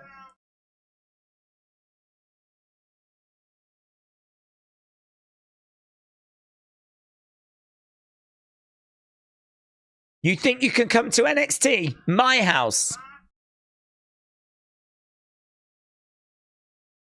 You must be crazy.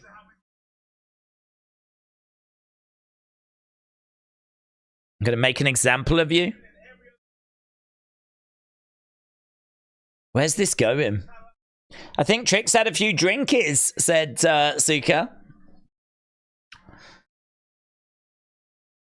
Let me make this clear. Open your ears. Man to man. Oh. You need to chill out.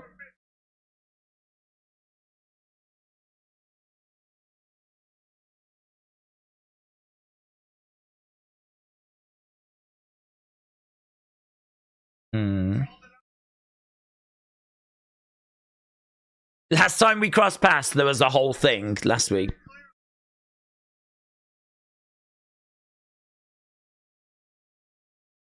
We've got a lot more in common than you think.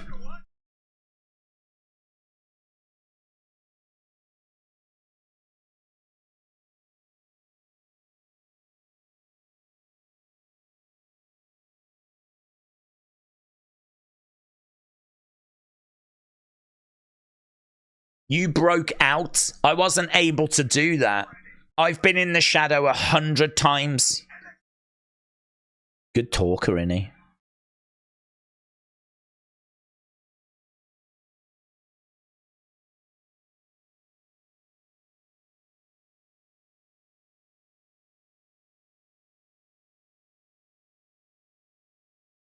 I crave that spotlight.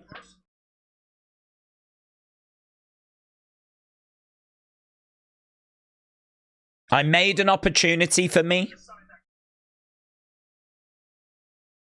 Okay, good. He's going to sign the contract. I'm guessing this gives him a title match. But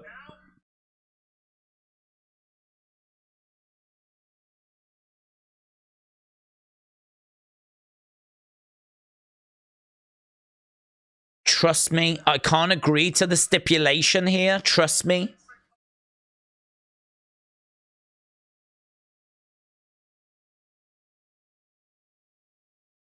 She's giving me... She'll give me my first match for the NXT title.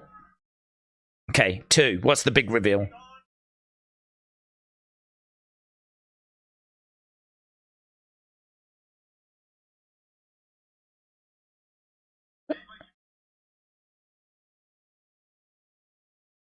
We built this place together. You can't end nothing.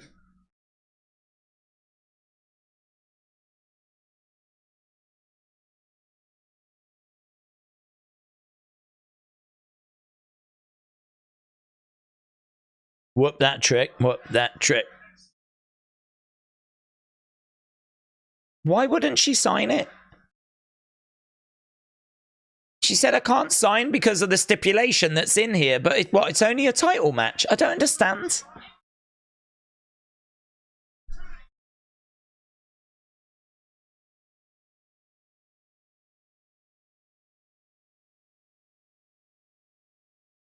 We got Ethan Page, Trick Williams, Trick holding up that championship.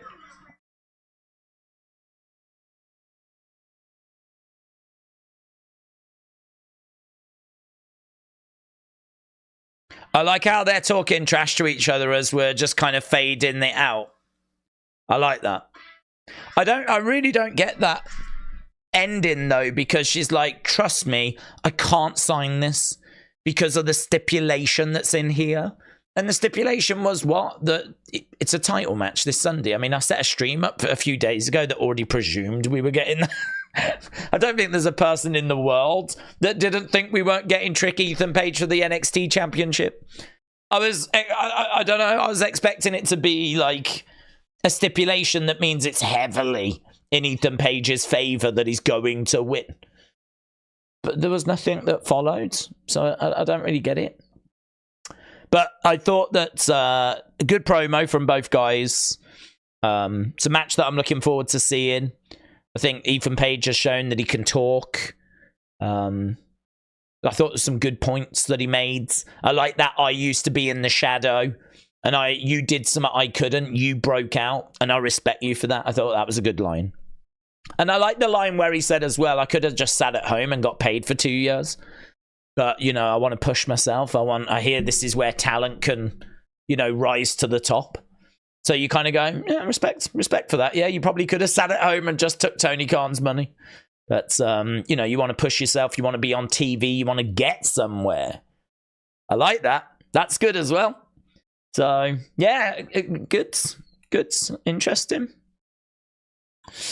Daze, who is your pick between Roxanne and Jordynne Grace this Sunday at Battlegrounds? Well, I'm thinking Roxanne, to be honest. I mean, if it's going to be a long-term deal, which we think it will, then Jordynne stands a chance of winning it, taking the title to TNA, and then we have to send women over there to try and get it back. But I don't know when we're ready to move to the next stage. I mean, it could be that we just do this. We have a look at the results. We kind of see, right, what worked, what do we need to tweak. So this could be like a bit of an experiment to see how popular it is, what's the reaction online and all that kind of stuff. And then we kind of, you know, go to the next thing after. So I'm still going to lean to Roxanne retaining, but I definitely think there's more to come. Jordan is going to break Roxanne, said Sis. Because of the What That Trick era stipulation, but that didn't make sense. Well, I just presumed that that meant that, you know, you're signing on for two things. One, I'm going to get the title match. And two, I'm bringing an end to the What That Trick era. So I just took that as, you know, you're going to lose that belt, basically. If she signs that, not only do I get the match, but I'm going to be winning that match. So I kind of took it as that. So I don't know if that means there's something else that's going to get revealed, but I didn't take it that way. So I don't know. I was left a bit confused by that aspect of it. But I thought the work they did with the promos was good. Did someone see the Alexa Bliss photo when Ethan Page was walking through the hallway? No. Did someone hold an Alexa Bliss photo or something? Do we think NXT at the UFC Apex is a step down from their normal arenas? It doesn't seem much bigger than the Performance Center. Well, it is a step down, but I don't know if this is a show that would have been in an arena, because we do these sort of shows in the Performance Center. For example, I don't think it was last year, but the year before we did Deadline at the Performance Center, and we've done quite a few of these shows in Performance Center. So I don't know if this is one that they would do in an arena, or if this is one that would have just been at the Performance Center. So it's a step up from the Performance Center. It's a step down from an arena, but it still offers that intrigue, and more importantly, it's a different location to go to. It's got a bit of intrigue to it, and it's going to be free. I mean, they're not going to have to really pay anything for it, are they? You know, certainly nowhere near the amount they have to pay for the arenas. Like, this is, you know, it's another space, so you've still got to fly everyone, and there's still going to be a cost, but it's not going to be as great of a cost. So I think it's good. I'm on board with it. I really don't know if this is one that they would normally go to an arena for. So I'm fine with it. I think it's going to be interesting. I mean, even UFC shows come from this place. This isn't just like a training facility. It has that, but they've been, since the pandemic, doing weekly shows regular from that very room. So we've seen that Apex and that room in particular many, many, many, many times on this channel. So it's going to be quite exciting to see it set up for wrestling, to be honest. So I'm looking forward to it. Carmen Live said, I almost forgot to mention ARW Pro has guys that come from Protege and Valparaiso. Yeah, I've heard they're rubbish as well.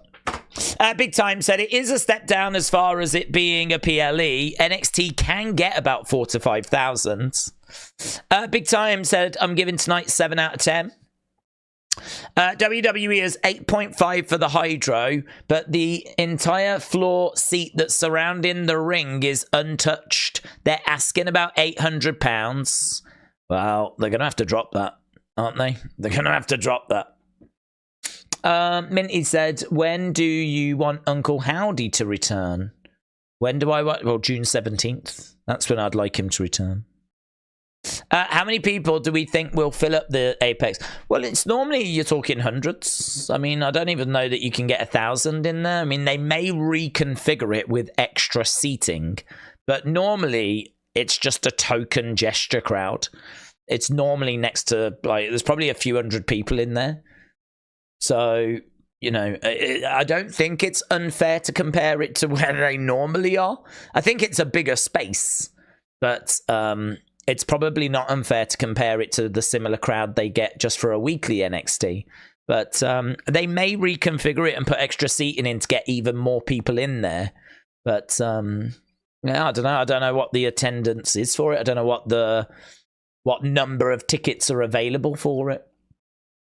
That would be quite interesting to know, actually. I mean, I'm expecting it to just be a few hundred, but it should still have a good atmosphere because, you know, NXT's only a few hundred. That's got a good atmosphere. So, yeah, we're not talking thousands.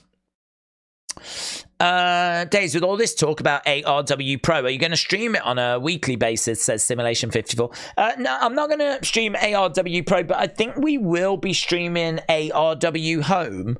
I think they probably have got some conferences coming up, which hopefully they'll do some live streams of. I'm really interested to see, you know, what the new price brackets are going to be, what new items are going to be covered, what new partnerships they're bringing on board. So I think this is a really exciting time for home warranty cover.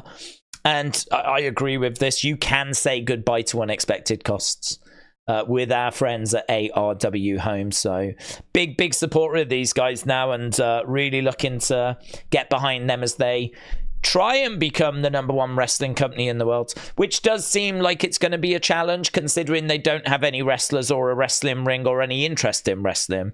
But I think you've got to start somewhere, and it's good to have a dream. So yeah, I can't see any merch though, which I think is a bit of an oversight.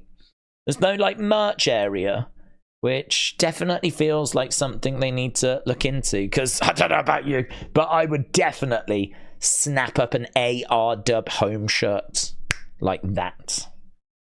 ARW Pro is so full of old wrestlers. They've got a promotion with care homes. Is Daze sponsored now? Yes, Alex, I am sponsored. Sponsored by ARW Home. They don't know about it, and they've not given me any money, but we are sponsored by ARW Home. Afro, shout out to you, my friends. Appreciate the kind words. Satisfy said, where do you get your figures from? In the UK, I get my figures from Wrestling Shop online in the UK. I love those guys. I genuinely use them, but I do also pick up stuff from Smith's. So those are the two places I get them from in the UK. Play DHD said, I hear all ARW events are house shows. Very good. Very good. Right, we're done, my friends. I actually have not had anything to eat today, so I need to go and have some food. Then I'm going to go down my Twitter. Then I'm going to try and see if I can do Unseen. Probably be Unseen. It depends if there's anything really big about Nightbird, but I don't think there will be, so likely an Unseen. Probably take a few hours, though, because I haven't done any of that, so I need to go down and have a little look. So yeah, appreciate the support. Hope you enjoyed this NXT show. I think it was solid. I don't think it was spectacular. We didn't get that big surprise, did we? I don't know what Fightful Corey was talking about. There was no big surprise unless it was Natalia. I don't know, but either way, you know, it's done the job. It's got us where we need to get to, and we'll be back on Sunday to see how the premium live event goes. But don't forget, before that, we're back on Friday for SmackDown. We will definitely be having updates on the channel for Nightbird and Unseen. So plenty of stuff dropping on the channel as well. So appreciate the support. Enjoy the rest of your evenings, and I will see you again next time. Bye for now.